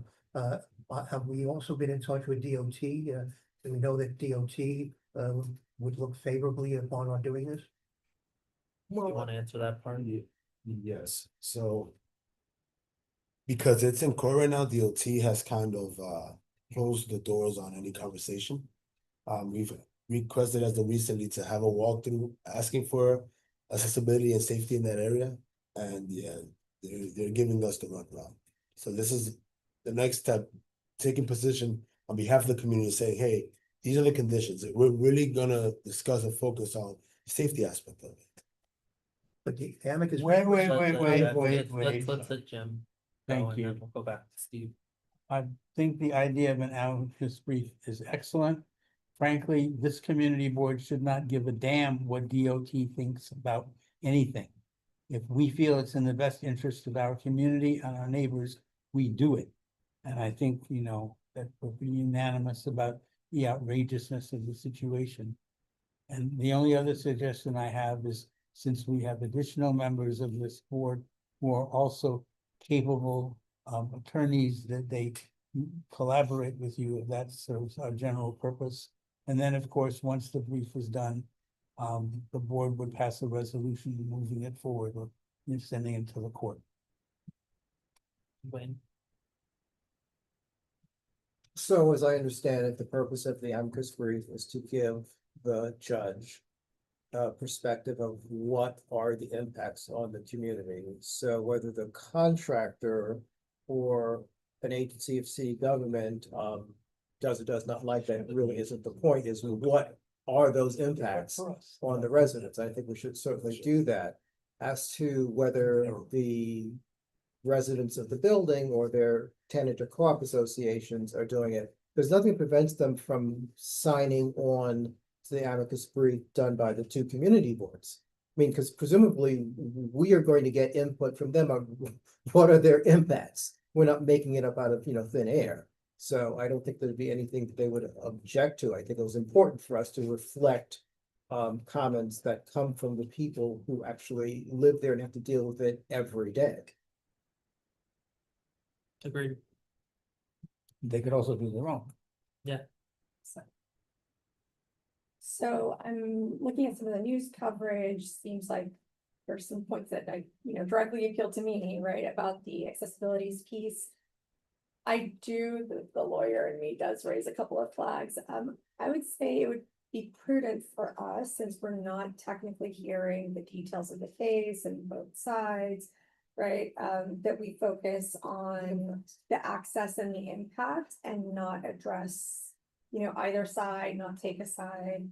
I'm sure that, we're getting all the facts, but you never know, there could be payment issues or, whatever it is. And so I would support it if it's kind of neutral on the legality or taking a side and just highlighting the resident situation. Yeah, if I actually could respond to that, I think what would be helpful, so, I'm just gonna put up what the actual rule says, not that we have to read it. all, but the one flag I would have responsive to your point is that as part of the motion, you have to include a statement.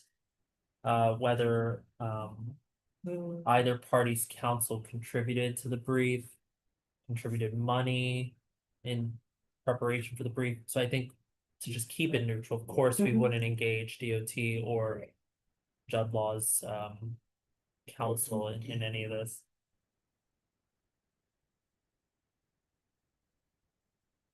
Any question, any additional questions? Do you have another question? You have Another question? No, I'm just saying. Just thinking out loud that, if I were Good Laos Council, I would challenge our brief on the basis they were another city agency.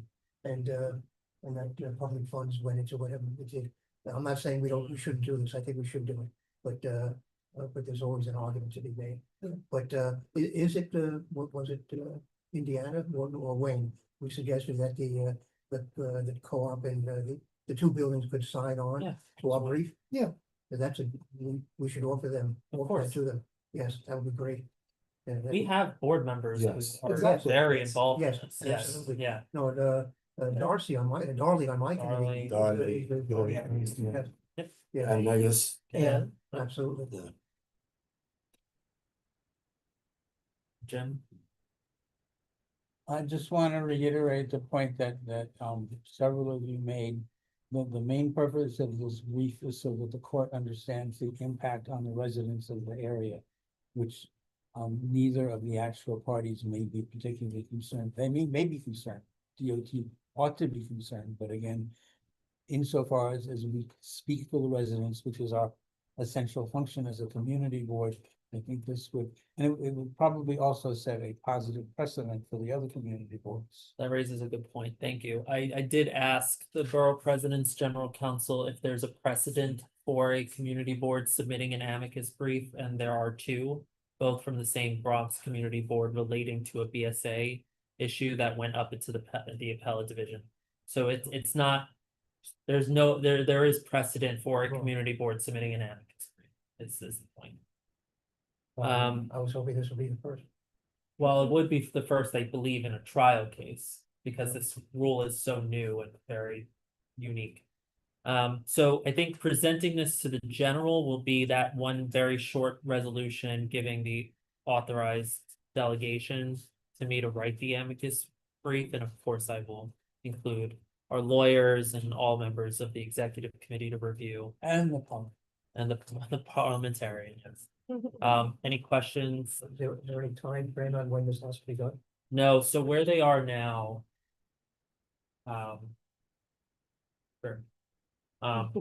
Where we are now is, the judge put a stay on DOT from holding an enforcement hearing. DOT was planning on having a separate enforcement trial for the remaining non-contested provisions of the contract to see if Judd Law is in default of those provisions, and the judge said you can't do that because it's in court. They haven't actually proceeded though with the actual trial. I believe we have until the trial dates to submit, but I don't believe it's been scheduled yet. So DOT has been stopped from defaulting the contract. Correct, yes. Yes. What a mess. Okay. Total mess. Do you want to do a roll call first, or do you want? Now, on, what are you making? No, I just wanted to state for when people are giving their reports, just please send them to me. I just do not have the bandwidth. Please send me your committee reports. I just simply, honestly, do not have the bandwidth to take all of this down in a short amount of time. I'm too tired and too old this month, and it's just ain't happening. I have the patent on hold. All right. All right, so Reso A is the resolution in opposition of the term limits legislation. Reso B is discussion, or excuse me, it's resolution to grant authorized delegation to me to write an amicus brief. In the case regarding the Riverside Viaduct. So you could say yes to all, yes, normal procedures apply. Leo, how do you vote? Yes, so. Alexis, Yes, to all. Heidi, Yes to A, I'm not voting on B due to a conflict of interest, I work at DOT. Mary, Yes, to all. Steve, Yes, to both. Indiana, I'm not voting on A. I have a conflict of interest. I work for New York City Council. Yes to B. Isidro, Yes to all. Wayne, Yes to all. Luana, Yes to all. and I vote yes to all, so they pass unanimously minus the conflicts. Oh. I could do that. All right, so let's turn it to our announcements for the evening, and I'll just go in order. Leo, Thank you. I want to thank Mary for coming to our committee.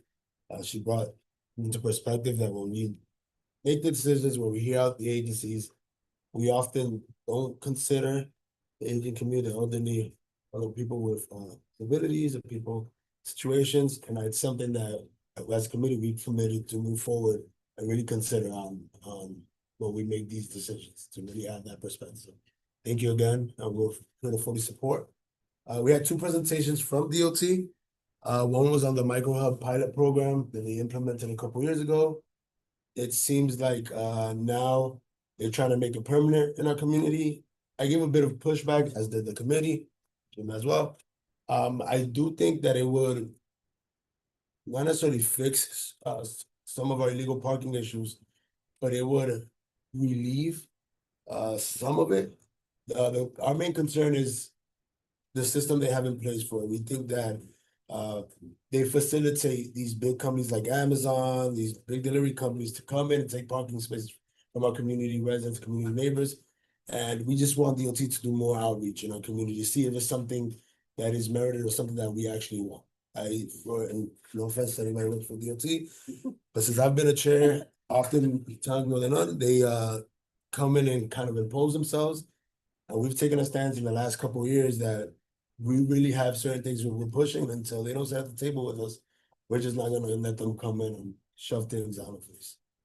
But that's one. The other one is it's a resolution that we're putting forward this month. The reso is on, so the resolution supporting the public e-bike charging program with conditions for commercial corridor locations and delivery work outreach. This is a new program, that they install cabinets on our streets, and that allows for deliveristas or anybody with e-bike charge batteries to exchange it. Obviously, if you guys have heard, e-bikes, lithium-ion batteries have caused huge issues, big fires in our city. We had 4 fires in the last couple of years in our neighborhood with 4 deaths. So it's something that as a committee we want to push forward. We just want them to do it the right way, which includes outreach to the local businesses. They proposed 4 locations. Honestly, those 4 locations were not in commercial corridors. They were not in busy locations. We weren't too happy with it, so the reso, which I'll forward tonight, so everyone can take a look and add it if they need it. The reso calls for them to do better outreach, speak to the deliveristas in our area, really consider commercial corridors. Again, we're behind it. We think safety should be priority for our community. We just want things done well. But yes, We want them to consult with both the deliveristas and the businesses. that's correct. Part of the reso also calls on better enforcement.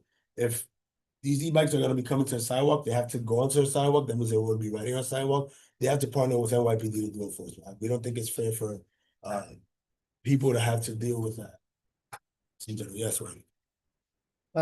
Question, I'm wondering, was there a logic behind the locations they picked for the charging stations? Were they saying that it was in more residential areas because that's where the deliveristas live? And it's folks were taking their vehicles home and charging them in or near their homes, and so instead of doing it there, they can still take it near their home, but they're still doing it on the street. I mean, was there a logic to how they picked those spots? So they, according to the person presenting, they just came to our district and saw some traffic. Foot traffic. And they just like, Said boom. They assumed these are the better locations. They also consider street aesthetics. If it's near a fire hydrant, if it's blocking, they don't want to block residential buildings. They don't want to directly in front of certain. So there's different criteria for it, but the locations weren't really strategic. They do recommend, and that's more work we'll do as a committee. If we do have locations, we can kind of send them their way, but the reality is I want them to do their outreach. We have several commercial hubs that could be beneficial, and they should really put that legwork. And obviously the board is here to help with it, but it should really come from them. Steve. Steve has a question. Yes. I don't quite understand how these stations are gonna work. When a guy somebody with an e-bike drives up to it, they're gonna assume that there's a battery waiting for them, that they can switch to another battery. How can they be sure that someone will have left a battery there that's been recharged? I don't. So according to the presentation, you have to sign up for an account. There is a fee associated to the account, but it's commensurate to your community to, but they sign up for the account and that tracks if you're exchanging batteries. We did bring up questions about maintenance partners. We included that in our raising as well. But according to them, they have done certain pilot programs in certain areas of the city and it works pretty well. Like So people they- come in, They're not being placed at the plazas? no, No? no. According to them, people come in, they exchange the battery, it takes about under a minute, and they're in and out, and that helps move forward the work shift for the deliveristas. Instead of having to go back home or charge at home, you're able to do it on the street away from residential businesses. So you have one reso this month, right? Yes, one was. Thank you. Let's move on, Mary. Oh. I don't need Yes. that. I just want to say thank you to all the committees for allowing us, the committee members, to present our ages in discussion at their committees. And, the feedback was wonderful and, really appreciated.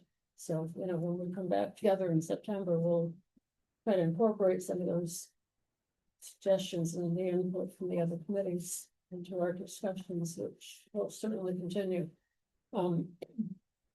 And I just wanted to give a shout out to everyone that helped with the senior safety and wellness fair that we had on Friday down on the second floor.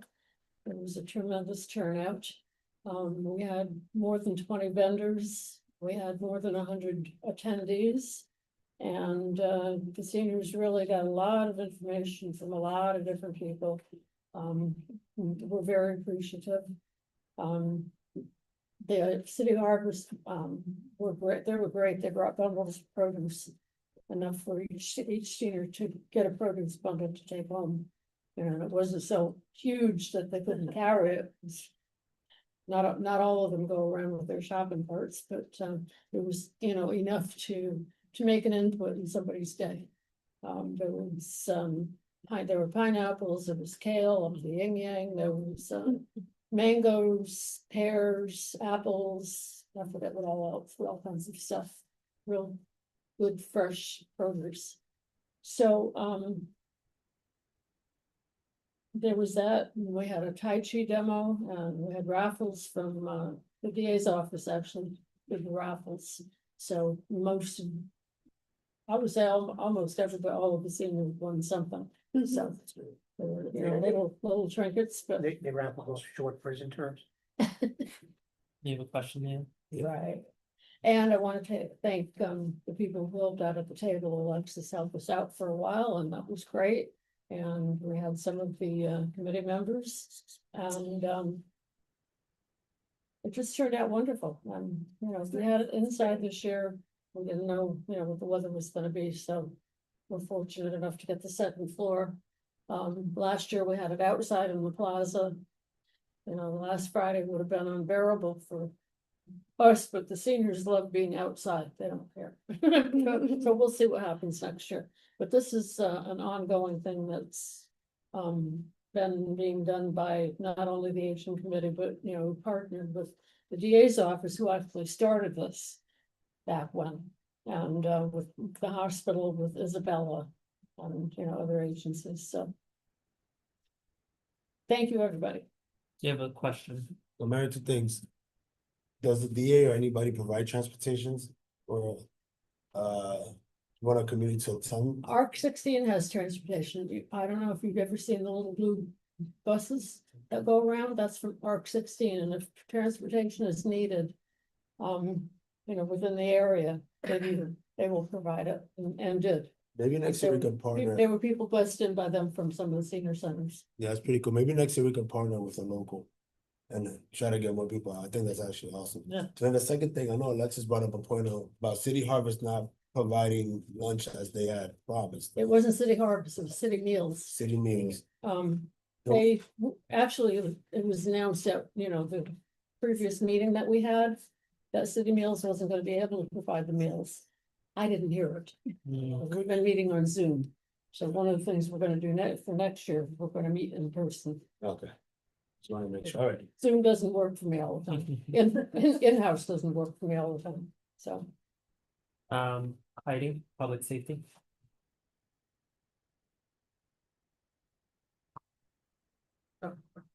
So, we had a productive meeting this month. Thank you to Mary for coming and speaking about the intersection of aging and public safety. We did pass a resolution basically calling on the precincts to just increase their enforcement of quality of life conditions that especially affect our aging population. So, blocking crosswalks, just generally more foot posts, to increase visibility, things like that. And so that should be coming for this general meeting. I did ask Ty for an update on the actual reso. I haven't heard back, so hopefully we do actually have a reso, but we did pass one. And I think otherwise I'll just refer back to the minutes whenever they come, but we had updates from the precincts. We actually had, I forget his rank, the guy from Edgecombe facility come and give an update, which he hadn't been a couple of months, so that was good. Unfortunately, no FDNY was present at this month, but we sort of resolved as a committee to maybe put our heads together with the board office to see if maybe there's something lost in translation in terms of invites.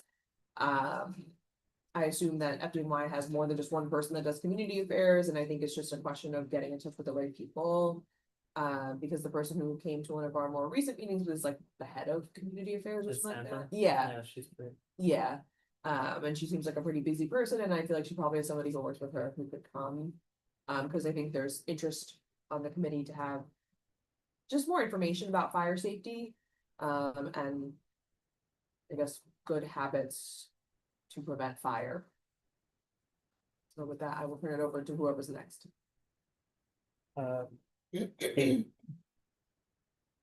Sorry, quick question Yeah. for you. Office of Community Safety, did that discuss? So, I'm sorry, we did discuss the Office of Community Safety. I think there just isn't enough information right now about what it's going to be. So I think I will bring it back up in the fall, but we talked about it briefly. I think the committee supports the idea behind the office, but it's too soon to tell. Also, I think it's already changed since when the mayor initially announced the initiative, right? So it was previously going to be a standalone department. Now it's under the mayor's office, and it's like a deputy mayor of community safety. Oh yes, Tanisha, who does some work around this in her personal capacity, sort of talked about bringing back some folks from Be Heard who do work at this already. So maybe in the fall we'll have a presentation from Be Heard, which is basically they do behavioral health interventions in response to 911 calls instead of NYPD or in conjunction with them to kind of get a better sense of what the programming is right now. And I think just better inform the committee about these responses. And it's been a while. I think it's been at least a year since Be Heard came to the committee. Okay, Yeah. great, thank you. Steve? Well, the Be Heard presumably is undergoing some kind of, Yeah, it's not evolution of clear. of Yeah. some sort as part of this new office of community safety. And then let me ask you, with respect to the Edgecombe Correctional Facility, has there been any discussion about, whether it's gonna, cease to exist? Is it, I don't know, it's staying in business, okay. Okay, my committee meeting on June the 4th, we had a presentation on the updated community health profile for Washington Heights and Inwood prepared by the Health Department. I'd like to be able to, it's a very good resource for people, for all the members of the board, and probably could help maybe inform several committees on some of the work they're doing. So I would like to have, I plan to forward the information or the link to the community, to the office, and ask them to send it out to all the board members. We also had a presentation on the National Health and Nutrition examination survey, which is being conducted by, basically by the US Centers for Disease Control and Prevention. It'll be conducted in our community starting in July. Households throughout our community going to start receiving invitations to participate in the survey. They're looking for, I think, 600 or more people from our community to participate. It's a dual thing. You get interviewed, and then you also have to go for a medical examination. You get compensated for these things. The strange thing is that they chose to locate this mobile health van down at 131st Street and 12th Avenue, even though they're supposedly focusing on the Washington Heights Inwood neighborhood. They said that the only sizable location they could find for this 50 by 80 vehicle with electricity, available electricity nearby was down at the site. It's a Columbia University site, part of its Manhattanville campus. And but it's people are going to have to make their way down to 131st Street and 12th Avenue in order to have the medical exams and to fulfill whatever requirement they have for participating in that survey. But I will also ask the board to send out the information about that survey, but it's you can't really volunteer for it. You have to wait to see whether you get one of the random invitations in the mail. And then on the noise in public plazas resolution, we had some discussion on that, made some more changes to the resolution. I apologize for not having it available for tonight's meeting. I will send it out as soon as I can. How soon do you think that'll be? Hopefully by the end of the week. Before Thursday. Well, sorry, before Friday, because the board office needs materials this week, Thursday, because of Juneteenth, in order to get it out. Okay, so Yeah. By Thursday. Thank you. Steve, I think I send you a couple friendly amendments for a few items. Were you able to add those two? Well, I don't know that we consider them all to be friendly. I did distribute them to all committee members, and we did have discussion about them. We did make some modifications based on them. I don't know that we accepted the exact language. We in our own way tried to satisfy some of the points that were being made. And sorry, just from your conversations you've had with community stakeholders, are we expecting this general month to have a similar turnout of folks for this specific resolution that you're aware of? I would expect so. I mean, I did, I have not been in direct contact with anyone at this point. But I did see an email from somebody saying that they plan to have some kind of planning meeting with other people in the neighborhood prior to our board meeting. So I think you can expect probably a similar turnout. Okay. Which is not a bad thing. No, I just wanted to know whether I should Yeah. expect it or not. And And as you've seen, I did not cut off anyone, wrap everyone in 2 minutes, et cetera, et cetera. Okay, next is Indiana. And Councilman June Casey. All right. Health and Human Services, Housing and Human Services, oh, sorry. you're trying to steal my. Yeah, exactly. Housing and Human Services had a very busy month and a really exciting one at that. We had our monthly committee meeting on the first Thursday of the month at 6:30, where we had HPD come and present to us about their affordable housing development in Inwood. It is at 4095 9th Avenue. And it is going to be 2 residential buildings, one that is for families and the other that is for seniors. They are going to serve families between 30% and 80% of the area median income. They are going to be a mix of studios, 1 bedrooms, 2 bedrooms, and 3 bedrooms. But at least that's the multifamily building will be mostly multi-bedroom units, and then the senior building will be a mix of studios and 1 bedrooms. We asked, to try to just get a little bit more information. There was some questions about the square footage of the units. And so I believe that Wayne shared some information about like what the term sheets are, which list out the square footage for the different kinds of units. And so it's really interesting. We certainly are hoping to get more information, but I think the main takeaway from that development is they did do some community engagement. I know I was involved in some of it in 23 or 24. But we are years away from them breaking ground on this. They're still negotiating the terms of this deal. And so I think is an opportunity to at least stay engaged. That space is also going to have like a soccer field or a recreation area. There's also going to be they're creating like a pathway from the sidewalk in the street to the waterfront. And it's going to be wheelchair accessible, which is great. There's going to be like an amphitheater kind of setup. So some sort of like little stages and seating areas and some covered tables. The idea being that it's open to the community and not just to residents. So we'll keep you guys informed about that. And then quickly to touch base on our town hall about the inward zoning last week. We think it was well attended. We heard a full presentation from several city agencies, and they gave us updates about the Inwood Library and the residential, component that was built on top of that. The Eliza. We also heard about. We heard a lot, but we also from the city, but we heard a lot from the community as well. They wanted to know more detail about the number of affordable units, what the actual rents were for those units, and the city will get back to us with that information. So I'll just conclude by saying that we've invited them to attend our monthly meetings. I'm happy to put it on the agenda every single month, as long as someone wants to come speak on it.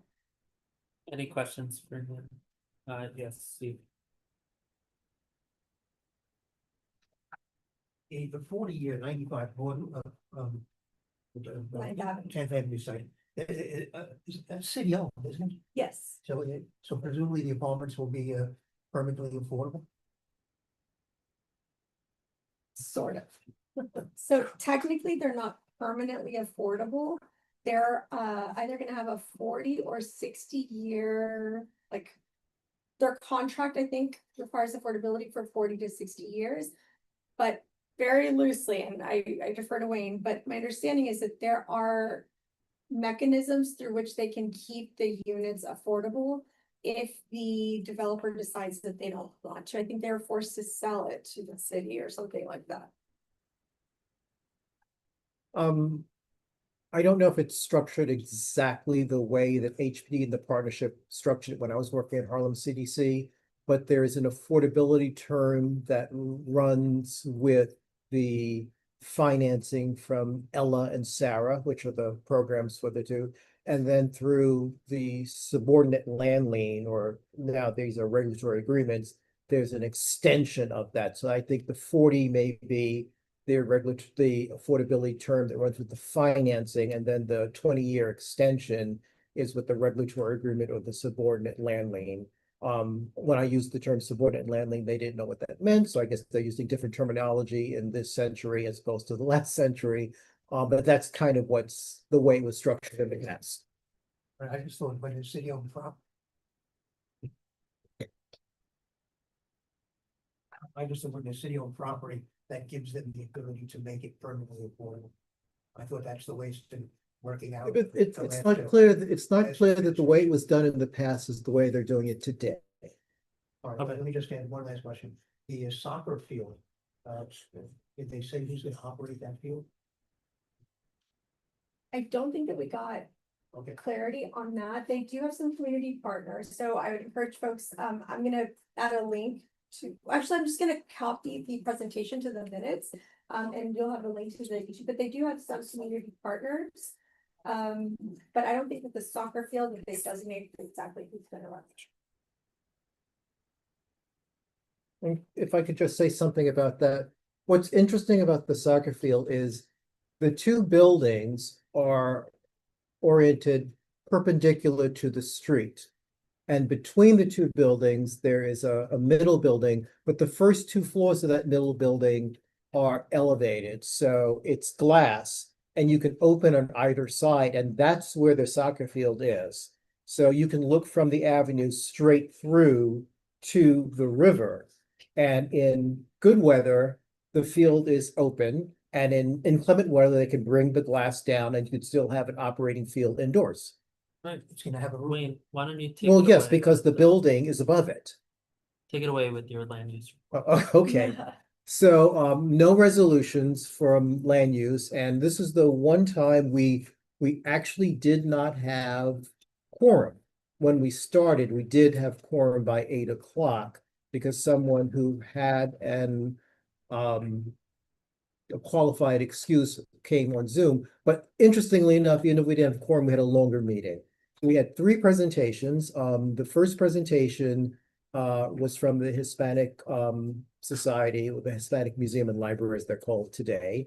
They're just giving us an update that they continue to work on their capital plan, but more importantly, they're in negotiations with Boricua to purchase Boricua's building at Audubon Terrace. Boricua, as you know, has 2 large state-of-the-art buildings, one in the Bronx, one in Brooklyn. And I don't know why they're holding on to this, but interestingly, the Hispanic Society had the opportunity to buy that building, I believe, in the 1970s. And I think because of a relationship with someone on the board of Hispanic Society, they defer to Boricua. But this would give Hispanic Society more room for educational programs, more room for office space, more gallery space, because believe they have very little gallery space. I mean, they have all these Goyas that are not on display. It also gives them a building with an accessible entrance on Broadway. They said it's not a done deal, but that's under discussion. We then had a discussion with Sean Rickenbacker from the Bond Center, CCNY's Bond Center, and CCNY's Bond Center in its prior iteration work with CB12 on our planning study.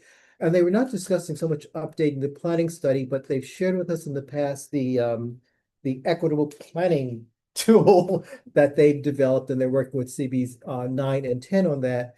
And that allows you to really have a more real-time look at impact of what are the impacts of projects.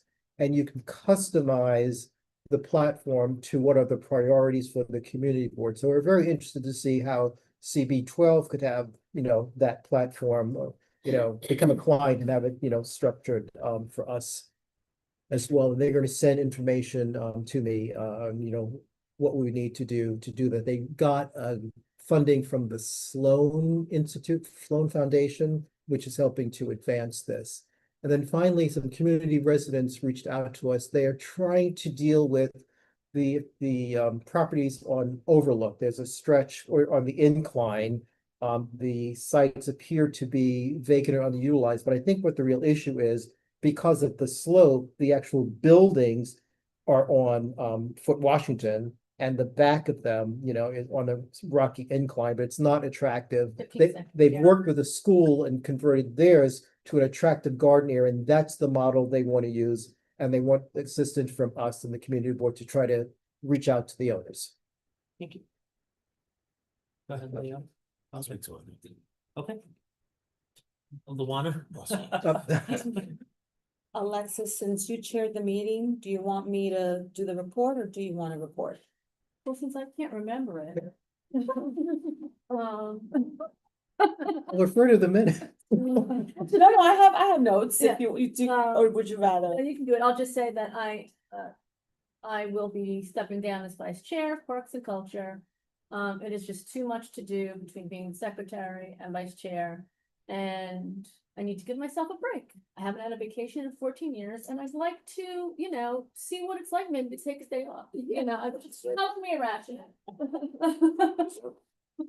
So Alexis did chair the meeting and I took minutes, but here's my quick brief report, our report.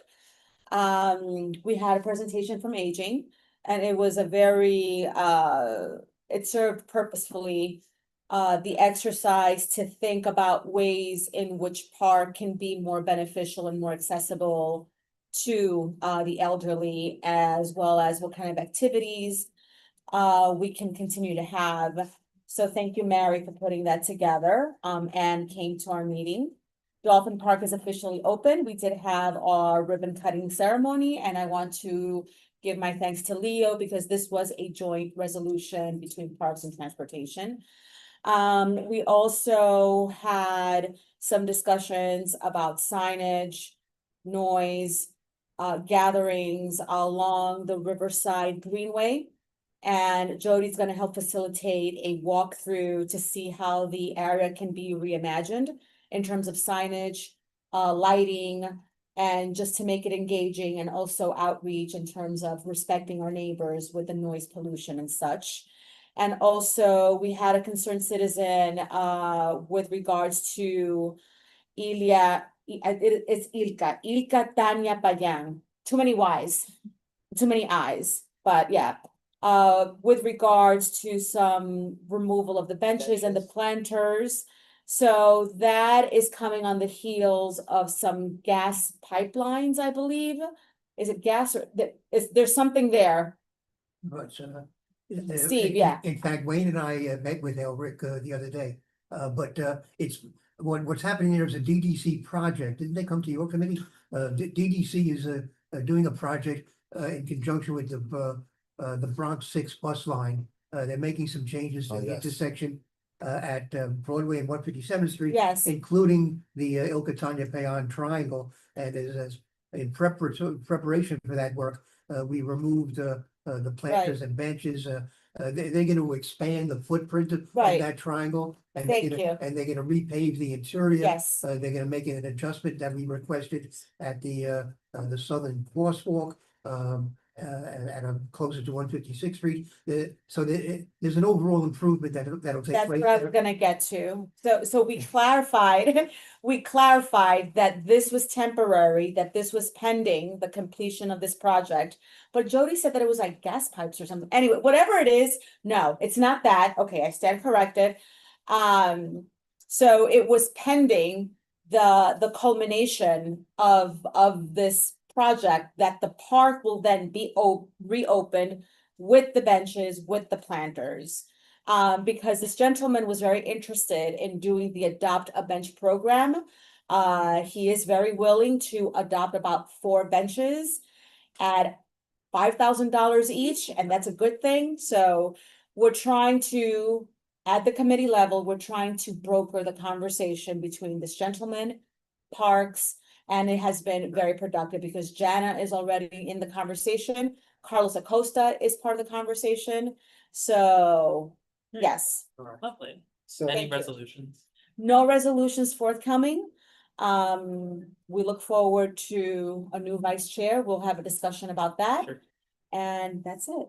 just for your reference, the resident is a new neighbor of mine, but he grew up not far from here, Not exactly, yeah. moved to Paris, moved to Chicago, and now he's moved back to Washington Heights within a few blocks of where he grew up. Lovely. It's cool. And is very interested because he looks onto Pine Park from his apartment. Exactly. I will share Tara's information, she's the liaison, so any questions you have regarding that, she'll give you some answers. Thank you. We are already, everybody's on a thread. Mary? Mary? I have a question, Jay Goodright, what's happening with the construction there? Because it seems to have come to a standstill over the last few weeks. I'll defer to Steve for that because he's the one that he works. We get a lot of updates. I just want to be clear that whenever parks come in, parks updates, the written report is about 3 pages long. So it's very difficult for the committee to retain all of the information pertaining to parks. And that's why I always ask, defer to the minutes, because those minutes are very well written by Alexis. So at the top of my head, I would rather have Steve I should have answer. asked that question Yeah. this morning in the cabinet meeting, but I forgot. Yes. You're talking now about the construction at at the ramp. Pinehurst Avenue, The ramp, at the ramp at Pinehurst, when it comes down from Pinehurst? You're saying that it, yeah, down to, no, No. which in construction? Jay Goodright Park, the ramp Yes. that comes down, there's the little end of the street. Yes, Pinehurst, At Pinehurst, yeah. at Pinehurst. that Pinehurst dead ends. Okay, what's the update? And then it goes into, the park by the, Yes, by the okay. soccer field. Okay, I'm not aware that there's been any work stoppage there. I'll have to check on it tomorrow. Been like And, that, and okay, I'm also wondering what's happening with the accessibility to the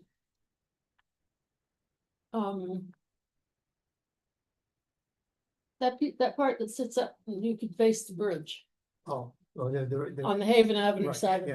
of the park. the overlook, with the, Exactly. yeah, there is currently no plan to make that accessible. I mean, we'd have to That figure, was, we'd have to. it no, was, No, there was never a plan. it wasn't the plan. Never a plan, and Right. we would have to figure out a way. I need to keep it moving. Steve, We need we gotta Isidro. pull it off. Yeah, Isidro, go ahead. If you have a report. Thank you, Anthony. So very grateful for the aging committee for showing up at the license committee. Steve Allman was there to introduce the committee's work and all of that. So it was very welcoming. Did you meet Richard Allman? No, I gotta go back and then. Oh, Yes, he my God. did. So we have about 16 resolutions. I must say that this month we do have some serious issues with two applicants that are requesting a renewal. Based on the reports from PV, residents and committee members, there are two applicants that we strongly are going to object to, and that will be Caramelo and Made in Mexico. They have PV reported like shootings, disorderly conduct, weapons. So I'm writing all of those details so that when those two come into discussion for the General Assembly, the General Board, that will be clear. But there are a lot of issues, and the rest of the applicants seem a little bit normal. But we do have two applicants that once you see the resolutions in the minutes, you're going to wonder why they're still open. But that will be coming up in the minutes and the resolutions. Isidro, did you see 16 or 16 resolutions? 16, but we're going to maybe take away two because they withdraw, so there'll be maybe 14 Anthony in total.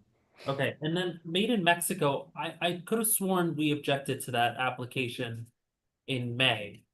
Is this a different application? It's the same application. They thought that they could have gotten maybe a better view from the committee, but it's all the same. You know, they can always come back. It's not a problem for them to come back on a monthly basis, but it's up to the committee's decision to see if they can be granted a renewal or not. Okay. Same application. Yeah. That is. Okay, thank you, Isidro. Before we conclude, just a couple of things that popped into my head as we were talking. We have a bit of a surplus. We're trying to spend it before June 30th. We are going to retain an environmental expert and put $5,000 into that fund for use for future uses as needed when we have BSA applications come up and we need that type of expertise. No problem. Well, that's what we have. We'll see if we can do more meeting with them this Thursday, so stay tuned. Who is that? I can find the name. It's in my email. Apologies. And I believe that's it. I thought I had something else in my, oh, and sorry. The city, through the city fund, has a fellowship that's done every year. And I don't know if we've had a fellow in a while, but community boards can apply to have this fellow at no cost to the board. And they would come in the fall. Applications are due, and the district manager has to submit it by August 31st, I believe.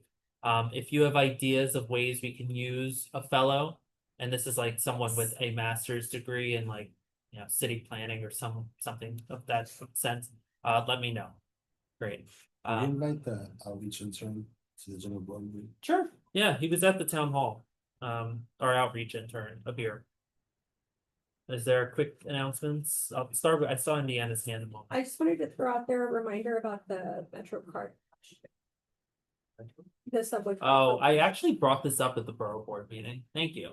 No other board does that. So everyone kind of looked at me. So I'm not sure what to make of that. I mean, if you guys want to put a resolution together in the fall, I just like, we haven't done it before. Or no, So it would be, I think, I forget who mentioned it last month. Was it you who Sonia, initiated it? yeah, Sonia. Yeah. Technically speaking, community board members can be reimbursed reasonably for transportation costs, which could equate to the cost of getting on a subway or bus from point A to point B. But no community board, at least in Manhattan, to the chair's knowledge, does that. So I guess it would be a reimbursement of $6 per meeting per person. But I'll continue the conversation. I mean, I'm not opposed to it. I just like don't know what to do with it. I think it was Steve then, Luana, Steve. And do we now have an updated listing of the board members? Oh, yes, the directory, Paula is just tweaking it, but it will be circulated, yes. Yeah, I won't be committee assignments, but yeah, there will be a directory that gets circulated shortly, This week, you think?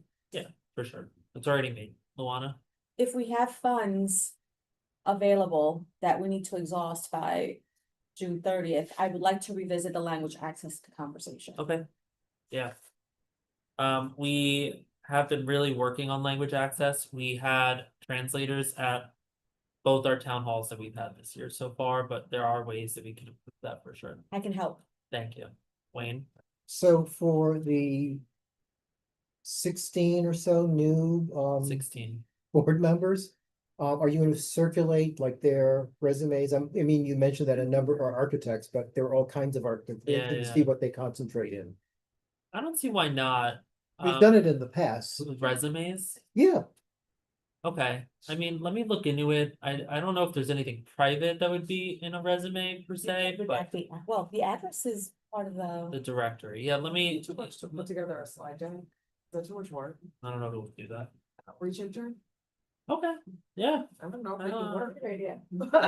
they have a lot, Not like when you start a new job and they have a slideshow that's like so-and-so from. I know, well, if it was like 3 people, but They it's know. 16. Picture of oh, they can put their own slideshow together. Yes, You know, we're still planning on connecting them with older board members. oh as yeah, the mentors, mentorship. Just to kind of give them some guidance. Yeah. As a new board member to them. Yeah, I'm gonna send out an email with when I send a notice for the general meeting, if I'll have a separate interest form if anyone wants to be a mentor to our new 16 board members. If there's any interest there. And I commend for people who are getting turned down, people who are chairs and have been chairs for a while, to really help. I think it's needed. So. Any other questions, comments, motion to Don't adjourn? forget to say. Second. Wait, don't forget to come see. Hello, it's all over Facebook, by the way. Yes, we are. It's all over Facebook that, We are. like an ad, like an official, like you might be interested in this. My algorithm is like. Yeah. it's a 7 or 8 o'clock start. 8:30, Oh, good. except on Fridays because we have job. Saturday, Juneteenth event. Yes, and we have a Yeah. Juneteenth event. Motion this to weekend. adjourn. Thank you. Second. Second, it is 9:13 PM. Thank you, everybody. Have a good night. Thank you. Good night. Night. Have a good